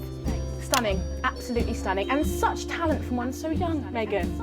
But next up we have our second place entry. So in second, drum roll please, we have Keith, 41 from Dungleys. Yeah, Keith, we were sort of aiming this towards our younger viewers, but still, he has sent in his idea of the future, which he's calling Ravaged Earth. Indeed, he says in his really rather detailed notes, deprived of basic resources, society will resort to a brutal system of weekly battles to the death where only the victor may breed.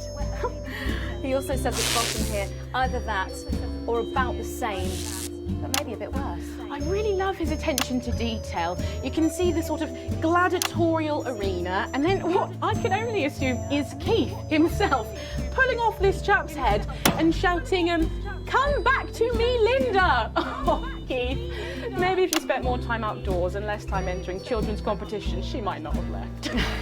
Special one there. And finally, of course, it's time to reveal our winner. All our runners-up will receive a day out at an inflatable Happy Land on an industrial estate just off the A40. Sorry about that, Keith. But our lucky winner will win the chance to spend the day at the Department of Change to see how our teammates are actually making the new future a reality every day. And the winner is, drum roll please. He was that. Peter Clement. I didn't like him much. I thought his man of the people act was just that, an act. But in the 6 years since he's been gone, I started to wonder if he was the only thing keeping the brakes on the team. And I'm wondering if Julia Salisbury realises that when she reflects on his passing. Or worse, but she knew all along, because then, of course, it's not reflection. Stars getting involved in the party, aren't they? This one seems to have gone a bit haywire. And what I can only assume is an ominous sign of things to come. Lovely, Lola. Well, if our winners have inspired you to make some artwork of your own, do keep sending them in, and yours could be displayed in our gallery here. Well done again to everyone who took part. We're going to take a break now, but when we come back, we'll be playing the Wheel of Truth and making some lovely homemade gifts. Don't go away. We'll be back after this. Right. From what I can tell, the vision mix is getting even worse for wear, Alex.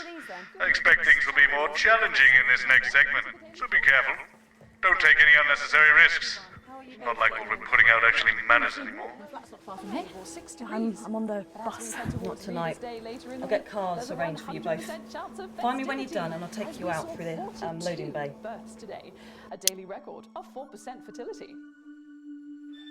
Dwarfed, however, by a massive 9% fertility rate here in Territory 2, who saw an unbelievable 191 births today. Though a nasty cold snap brings bitter winds overnight, so not all sunshine and rainbows. No rainbows in sight over Territories 3 and 4, as a Category 2 storm warning means we advise our residents to spend their leaders' weekend indoors. Though we're sure the happy parents of the 12 new children in Territory 3 will be thanking their lucky stars for an excuse to stay home. Though, of course, nothing to do with stars, more of a hot air, cold air thing. Next, this front of warm smiles heads across Territory 5. Playing havoc with the sound. It's bad out there. We're being stretched again. Have to use a high-pass filter. It's a revolution, Colin. Oh, can you ask them to keep it down a bit? Jenny, where's Glenn? Can we get him out here? I'm not sure about this grandma one. He's right with our other guests at the moment. I just wouldn't say grandma. And clear blue skies. Yes, grandmother's arsehole. It's much better. As we will hit freezing temperatures overnight. Attention, please. Sarah just needs a word. Apparently there's been some sort of disturbance near the studio. Now I'm sure it's nothing to worry about, but I wanted to let you know that I've asked for extra security and they're already on their way. Okay, 10 seconds for positions and pose. Okay, this time you've said it. Laughing, and we're going in 5, 4, 3.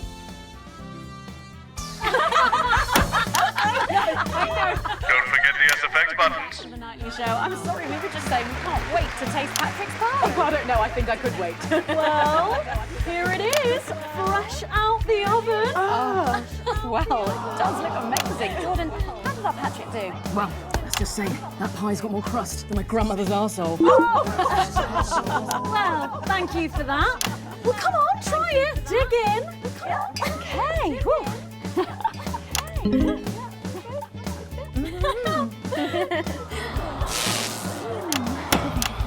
Oh my God. Oh Lord. And a little glass of comfort for Robert, I think. But now you better go and get ready for that next feature. Every night we play a game of Wheel of Truth with our celebrity guests. But I know what you're thinking. Megan, we've only got one celeb guest. Well observed, viewers, well observed. Well then, I better bring her around. One for the state of the nation. And one for me. Best-selling author, lawyer and thinker. I mean, she's only the blooming team leader. It's Julia Salisbury. Prime Minister Julia Salisbury. Oh, welcome, Julia.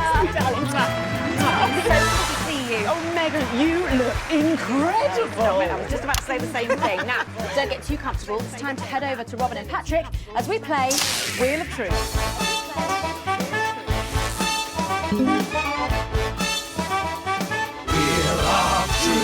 That's right, it's that part of the show where we pit our celebs against each other to see if we can break them. That's right, Robin. They're going to spin the wheel to pick a round, and it could be anything from box of flies to slap my face. They really have no idea. Lovely. So up first we have Jordan. Let's give it a spin. Here we go. Let's give it a spin.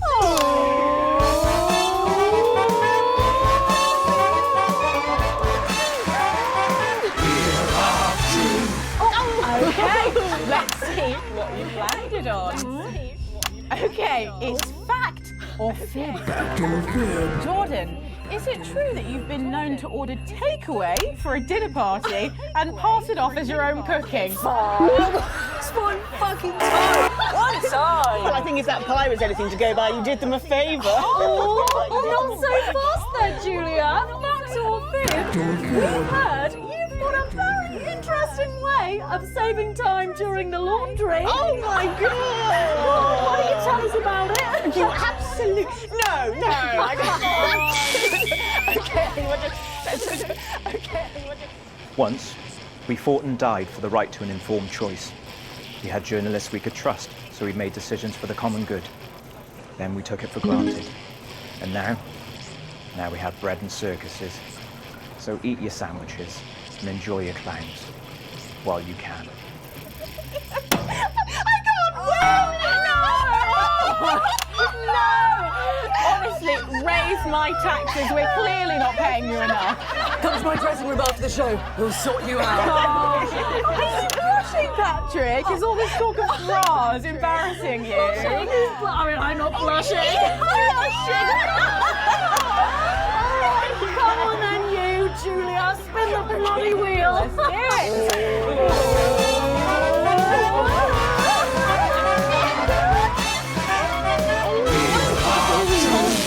Okay, here we go. It's guess that face. I'm going to show you a picture and you simply have to guess that face. Okay, you ready? Here we go. Julia. Here we go. Who's that? Oh my God! Is that you? Yes! Look, it was a very difficult time fashion-wise. That hairdo is fucking hilarious. No, don't. I think it's sweet. The mullet is as popular now as it's ever been. Oh, well, don't get too ahead of yourself there. Jordan, who is this? Does that look familiar at all? Oh, wow! Well, I'm glad I was getting fashion advice from someone who managed to make 7 look like 85. Just what the doctor ordered. I look like I'm haunting the fucking place. Right. We've got to move on. Jordan, let's have another spin. Okay.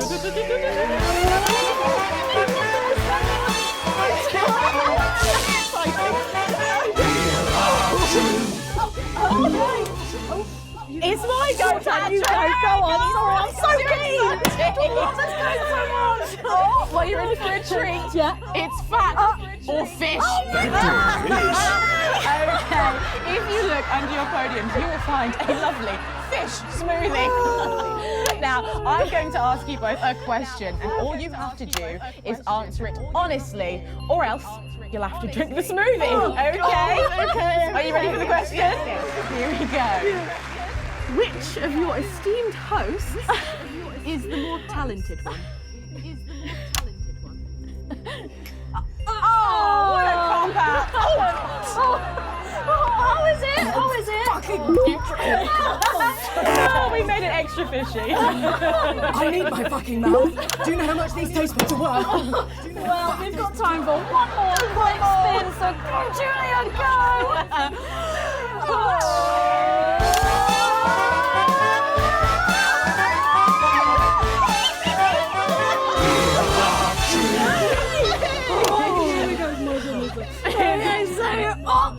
Julia, take a look in that box under your desk there.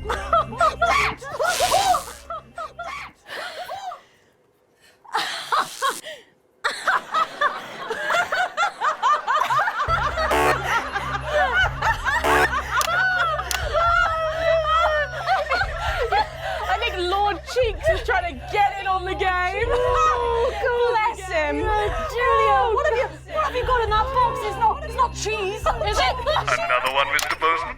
Don't mind if I do, Mr. Bozeman. Ling balls? What am I supposed to do with these? Well, give it a go for us. But I have absolutely no idea what I'm doing. Come on. Do it, do it, do it, do it, do it. Oh, she's doing it. She's fucking doing it.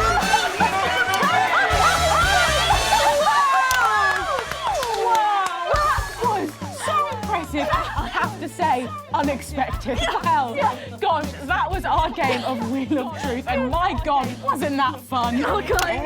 That hit the spot. And now it's time to head over to Megan in Crafty Corner. Are you taking the piss now? That's right, you join me in Crafty Corner, where today I'm going to be ably assisted by Julia. Come on over here. Goodness me, I don't know how you're keeping your dinner down. I can still smell that fish. Well, to be honest, I've had worse. I used to eat at Clement's house. Oh, well, I hope you've got your artsy hat on, because today we're going to be making something very close to my heart. It's our little studio. Look at that. Isn't it adorable? All of us there on the sofa. Wow. Oh, it's gorgeous. Oh, is that all you in there? Yeah, it is. If we can just get a little zoom in, there we are. Oh, I don't know about you, Julia, but I always leave my holiday shopping to the last minute. Oh, every year. I do it every year. Well, luckily these make amazing gifts. Shall we get cracking? Oh, well, not much left in the bottle. Maybe not too... Box here. And Julia, that's it. Grab those scissors. I just want you to get rid of this front panel here. Perfect. Will do. Are you big celebrators in your house, Julia? Oh, yes, no. In my house, we show our love through food, like big dinners, loads of drink. Absolutely right. That's the best bit about any holiday. It's all that food. This bit as well. Absolutely right. Cutting along the line there. Do be careful with the scissors at home. Make sure you're being supervised if you are a child. There we go. Fabulous. Okay, so it's going to look a little something like this, and I've got one here I made earlier. We painted it with a bit of poster paint, white to match our lovely curtains here in the studio, but you can obviously have whichever backdrop you like. Like a nice shiny gold number. Well, exactly right. So we're going to make bits of our set now to put in the studio, perhaps a little desk. So I'm just going to grab this piece of card. I've just got it from a little cereal box packet. I think you... I'll give you this one, Julia, shall I? Thank you so much. And all you need to do is cut along the lines there. Fabulous. So what's the best part of any Leaders' Day dinner, do you reckon? I don't even have to think about it. Really? I love the three potato pie. The three potato pie? I don't know that one. You know, with the chips covered in the mash or wrapped up in a jacket potato. That just me that does that. I don't know, but that sounds starchy. Well done, Julia. So now she's folding over a little bit there. What it's going to look like at at the end is this little rectangular shape there. And we're going to pop it in the middle, bit of sticky tape on the back there so it sticks down. Now we need a sofa. That's what we need next. We're going to make that out of a lovely paper cup. Knocking everything over. Knocking it all over. You've got one though, Megan. Good, fantastic. Along the line here, down the middle. Exactly right. Then when you've done that, around the bottom and again around the top. Well done. When you're done, there we go. It's going to look a little something like this. And look what I've done there. I've stuck some felt down. Nice and comfortable sofas. Yes, can't have our tiny Megan having an uncomfortable sofa, can we? Absolutely not. She'll be on the phone to her tiny agent and getting someone tiny fired. Well, there's only one thing missing, isn't there, Julia? What is that? Higher calibre of guests. Nearly, it's people. So all we've done to make our little people is we've stuck a cocktail stick into a bottle cap. We just need a face for that now. I've got a good one here. I know it well. It's me. I'm going to stick it down there. A little bit of sticky tape. Oh, my felt's going everywhere. There we go. Oh, I'm a bit lonely. Let's take Robin and Patrick over.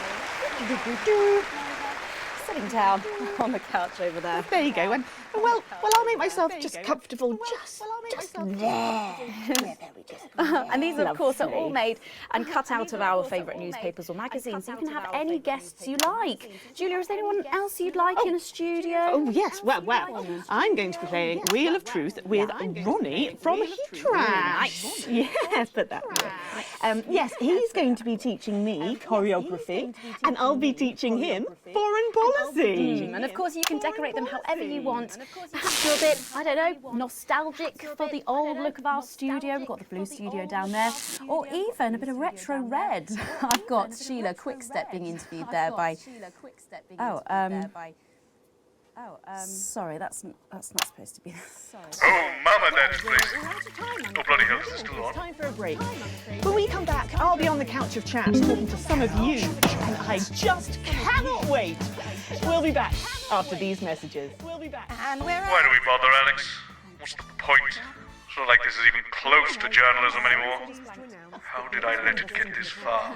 My autobiography, Advancements by Julia Salisbury, is now available for all.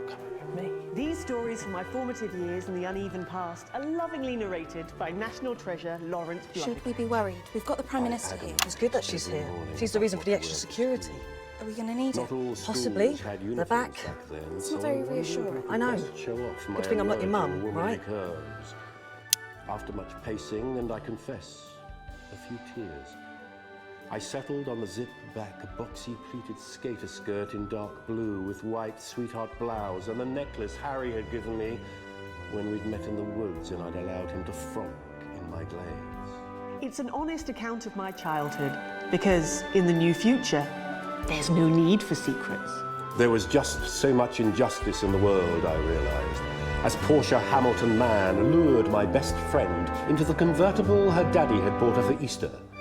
How had I failed to predict the perils of being the poorest postgrad at Are we Pottsborough? from the same farm, Colin? Over the course of 3... that is not a thing. Oh yeah, Katorshtism runs in my family. His springs are huge in circuses and casinos. And, like me, and brothels. understand why we can never... Right. Oh. Everybody okay in here? Yeah. Yeah, we would be if you stopped asking us questions like that. We're expecting troublemakers, but nothing serious. You might hear some noises, but it's nothing to be concerned about. The services know what they're doing. So, nobody freak out when the shooting starts, okay? The show must go on and all that. Tits and teeth. Oh, God, sorry. Thank you, Jenny. Tits and teeth, armed and ready. 10 seconds, everybody. God, Best in the business, she is. In 5, 4, 3. Welcome back to the Nightly Show, where it's time for the Prime Minister to face the toughest critics in the territories. You lot out there. Call us on the usual numbers with your questions for the Prime Minister. First up, we have Humphrey from Hamble Bamblebury. Lovely place. I'm hoping to retire there. Oh, good choice. Are you there, Humphrey? Are you there, Humphrey? Hello, Humphrey. Hello, Humphrey. Oh, We appear to have lost Humphrey. We'll try and get him back, but let's go to another call in the meantime. Who've we got next, Patrick? Next up, we've got Mandy from Arsminster. Oh, I don't think I'll be retiring there. Hi, Mandy. You're through to the Prime Minister. What's your question? Hello? Hello? Mandy? Mandy? What's going on, Jenny? Oh, we try not to talk to the Jenny? The lines are down. Talk to the well, call down to maintenance and get... We can't. Call down to All maintenance the and lines get are them down. to- All the lines are down. Well, apologies to our viewers at home. We seem to have a few technical gremlins making mischief behind the scenes. So while we're getting back up and running, Patrick has a couple of questions that were sent in by our viewers earlier this week. Oh, yes. yes, no, of course I do. Well, our first question is from Trisha, who lives on Camera Avenue. And what she really wants to know... Lock the door! Lock the fucking door! Don't do the CCO! Seal the doors! You're Jenny, aren't you? Come here. Don't be afraid, Jenny. We're not here to hurt you. We're not here to hurt anyone if we don't have to. All I want you to do is to keep the show on the air. Do you understand? Just do your job and everything will be all right, okay? Just do your job and everything will be all right, okay? Don't be afraid, Jenny. Don't be afraid, Jenny. You two, on your knees over there. Move! On your knees over there. Move! So, this is the famous couch of chat, eh? I don't answer questions at gunpoint, Mr. James. Oh. You're not at gunpoint, Prime Minister. You're not at gunpoint. They are. Please don't kill me, please. Nevertheless, if you think I'm going to answer to you, then I'm afraid you don't have to answer to me, Julia. Are the doors locked and sealed? Yes, sir. No one's getting around. Good. Good. Good. All clear. Good. Thank you. Yes, good. Thank you. Yes, good. Jeremy?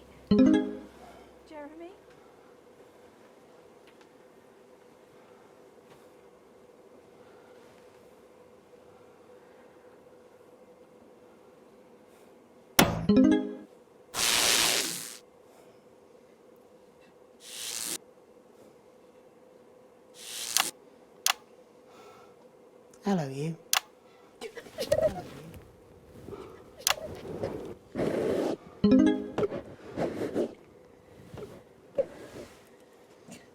Why didn't you make contact? We've only put you in their crosshairs, I'm sorry.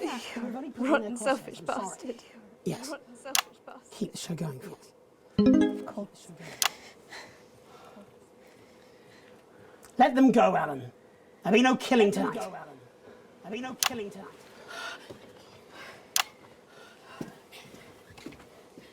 Hello. Sorry, I don't think we've met. I'm Patrick Bannon. Is that what you're telling yourself, is it? Is that what you're telling yourself, is it?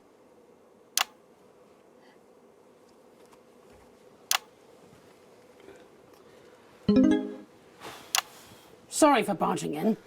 Hate what you've done with the place. Me too. Would you like your spot?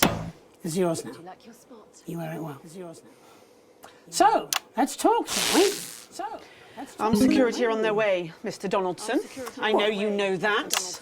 Well, we best make use of the time we have, then, eh? Well, I'll leave you to it then. No. Well, I'll leave you to it then. I think you should stay too. For safety. I think you should stay too. For balance. For balance. Good evening. I'm Jeremy Donaldson. Let's welcome back the National Nightly News. Tonight I'm joined by probably the two most influential people in the country, if not the continent. So let's see if we can't kick over a few rocks and see what's lurking underneath. Prime Minister, if I could turn to you first. I have nothing to hide. Except that which is already hidden. Prime Minister, what is norethindrone? Prime Minister, what is norethindrone? I beg your pardon? Norethindrone. It's used in birth control, among other things. If you haven't heard of that, perhaps you could enlighten us in regards to Agrobacterium tumefaciens. I have absolutely no idea what you're talking about, Mr. Donaldson. Well, that suggests a lack of attention to detail, Prime Minister. There's a bacterium used in the genetic modification of an organism. And I found traces of both these substances in every single one of the menu centre food boxes that I've had analysed, from across the territories, if you're wondering. What exactly are you suggesting? I'm not suggesting anything, Prime Minister. I'm just pointing out the facts. Oh my God. Pointing out the facts. Is that why Kate and I can't have... So you blamed it on the radioactive clouds from your bombs? Before Stacey, we tried so many times. Prime Minister, is there something wrong with the food? Is there something wrong with the food?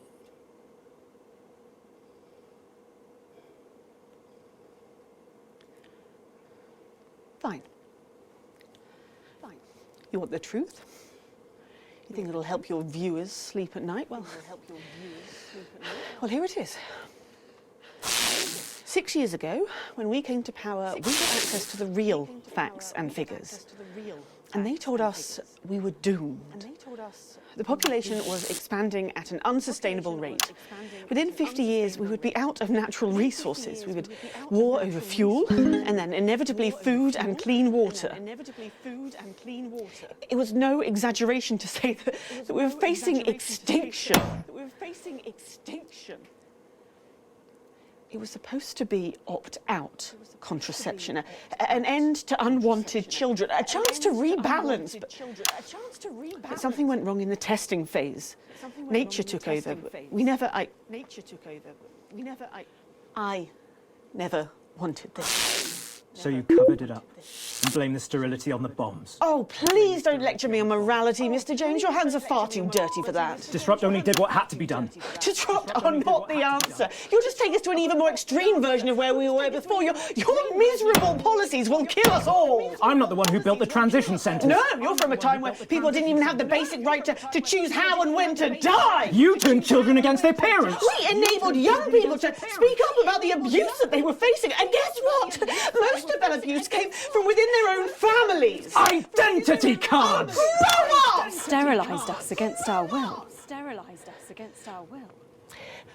I built a sustainable future. That's too much.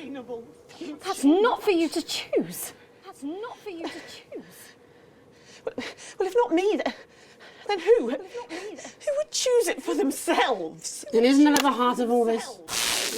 You don't trust us to choose. You think you know best, you know what's good for us, and if we disagree with you, then you'll send us to betterment.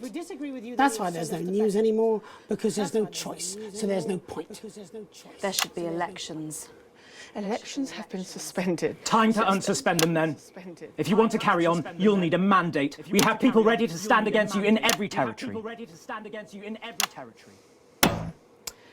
So, let's turn to you, Mr. James. Yes. I want to assure the public that though Disrupt are occasionally forced to violent means, we are not by nature a violent organisation. Jenny? Yes, Jeremy? Could you have this queued up for us, please? Yes, Jeremy. It'd be a pleasure. Is that from Disrupt leadership? In a way. Mr. James, before you launch into your rather premature election campaign, I think it'd be useful for the viewers at home if you were to also answer a question or two. Of course. When we come to power, one of the first things we'll do is restore a free press. The truth is very important. No more hidden secrets. If you say so. From whom do you take your orders, by the way? I beg your pardon? Well, you're Disrupt's spokesman, but for whom do you speak? You know I can't tell you. It's too dangerous for me to say. I don't share those concerns. You see, I've met with them almost 5 years ago now, back when I was a news anchor. And I also met with them a week ago to discuss tonight's activities. I think they wanted to check that I'd stick to the script, which really shows how little they know me. So this time, I wore a hidden camera. Would you like to see a little of what we discussed? No, you can't. She'll have them arrested. They'll be dead by morning. What an unfair assessment. Fortunately, it's not up to me. It's up to Alex in the broadcast room. What screen, Jenny? Screen 4. No, you can't. My people will stop you. Cut the power to your machines. Well, I would imagine mine will be doing their level best to ensure that Mr. Donaldson's footage gets the airing it deserves. After all, my security forces will be here soon, and I imagine this will end very badly for all of you. Queued up and ready. Thank you, Jenny.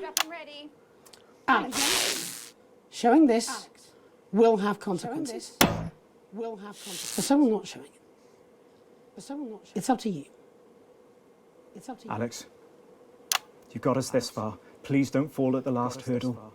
Please don't fall. Oh, damn. Glad I'm not making this choice. All our good work, all the years of disrupting. You could make it all for nothing. Please, don't play that footage. Don't play that footage. And you're absolutely certain in your research? It's unpalatable but true. Advance are covertly sterilising the population.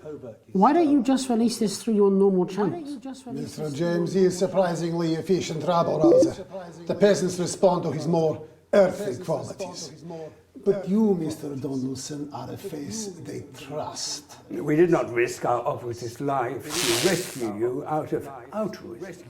And afterwards?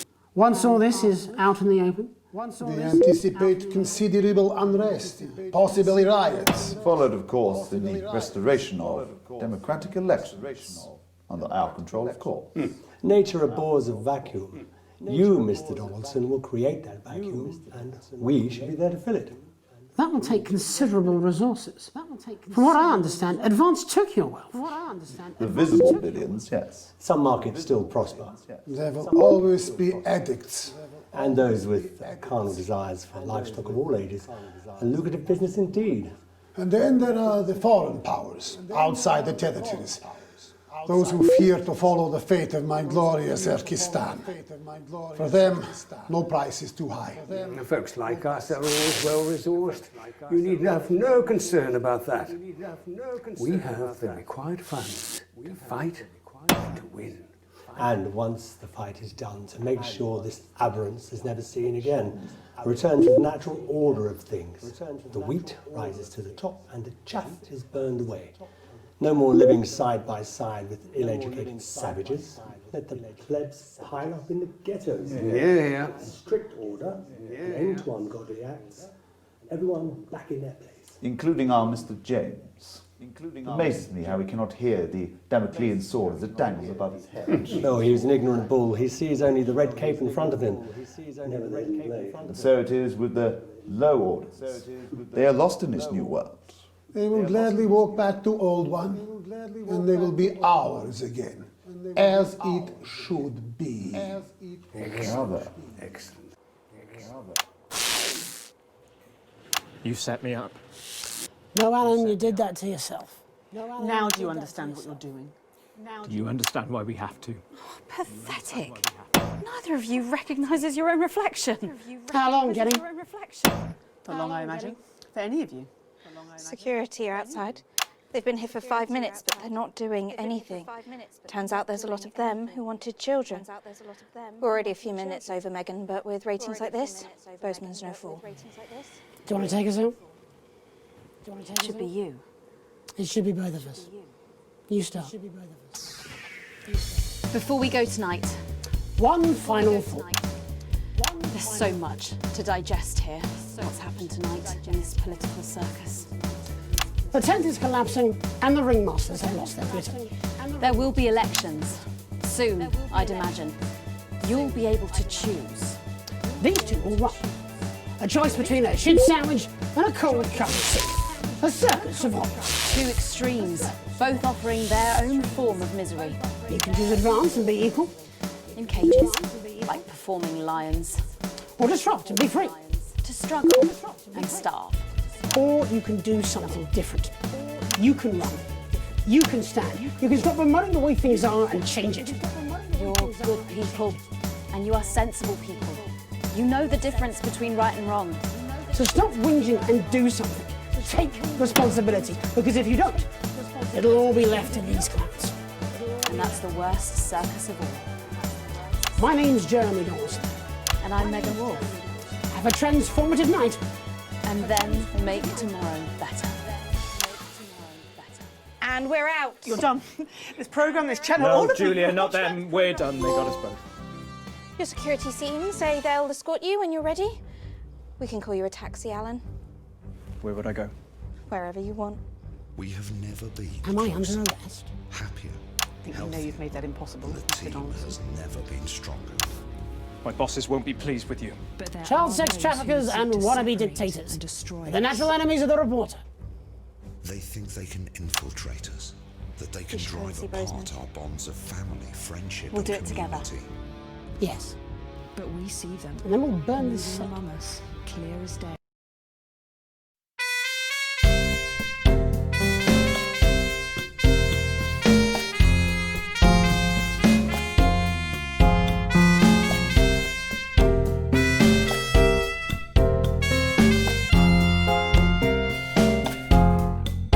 There was a time before, a little after the war, when the finest minds would have the deepest roar, and we would celebrate the things they taught us to hate, and there were many things to keep us smart. They closed the libraries and gave us cable TV. They gave us people who know nothing as celebrities, gave us sugary food, drugs to regulate our mood, and they took all the things that make us smart. Keep me out of the stupid. Keep me out of the dark. Sail me into enlightenment. Let me disembark. Just give us Stephen Hawking, give us Aaron Sorkin, give us Dolly Parton singing, David Attenborough talking, give us Alan Moore, give us Radio 4, just give us anything that keeps us smart. Give us The Hitchhiker's Guide, give us Stephen Fry, give us everybody else involved in making QI, give us the V&A, give us Ai Weiwei, give us everything that makes us smart. Leave me out of your tweeting. Leave me out of your trends. Sell me into the sanity of my family and friends. Give us novels to forage, Harry Seldon's knowledge. Give us Lyra when she's setting off from Jordan College. Give us Gorky Park, give us Arthur C.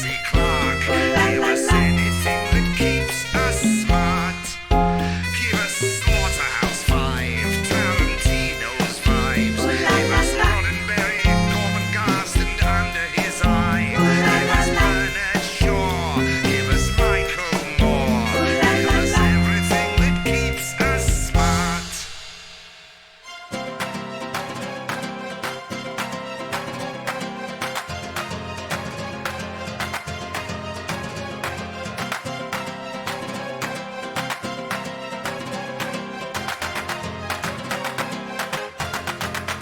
Give us a just grow in ways we never dreamt of before.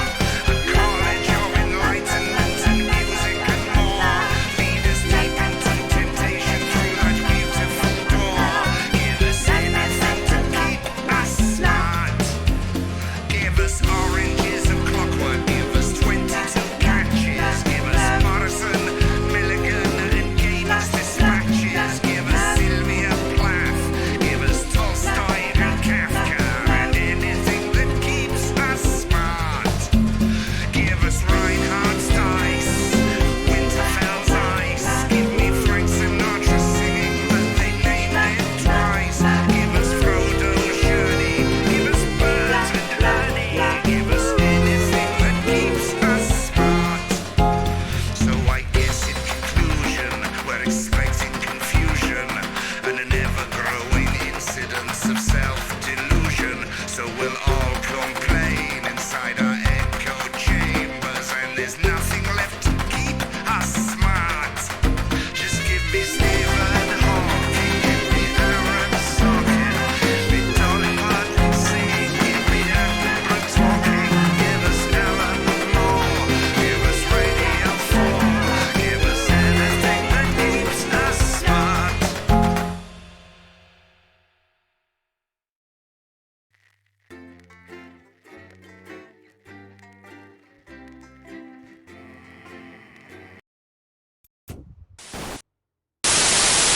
Good evening. I'm Jeremy Johnson. And I'm Megan Wolfe. Our main stories tonight. The votes are in, and it's a decisive win for Accord. The new centralist party snatched victory from under the noses of the mainstream parties. Incoming Prime Minister Fatima Chowdhury called Accord's win proof that the major parties had lost the trust of the nation and signalled the end of extremist politics. Neither Advance nor Disrupt, who failed to garner even 10% of the vote between them, have released a statement. Later, we'll be looking in detail at the election results across the nation before Jeremy brings us a report on the recent unrest in Valdez. That's all coming up on tonight's National Nightly News.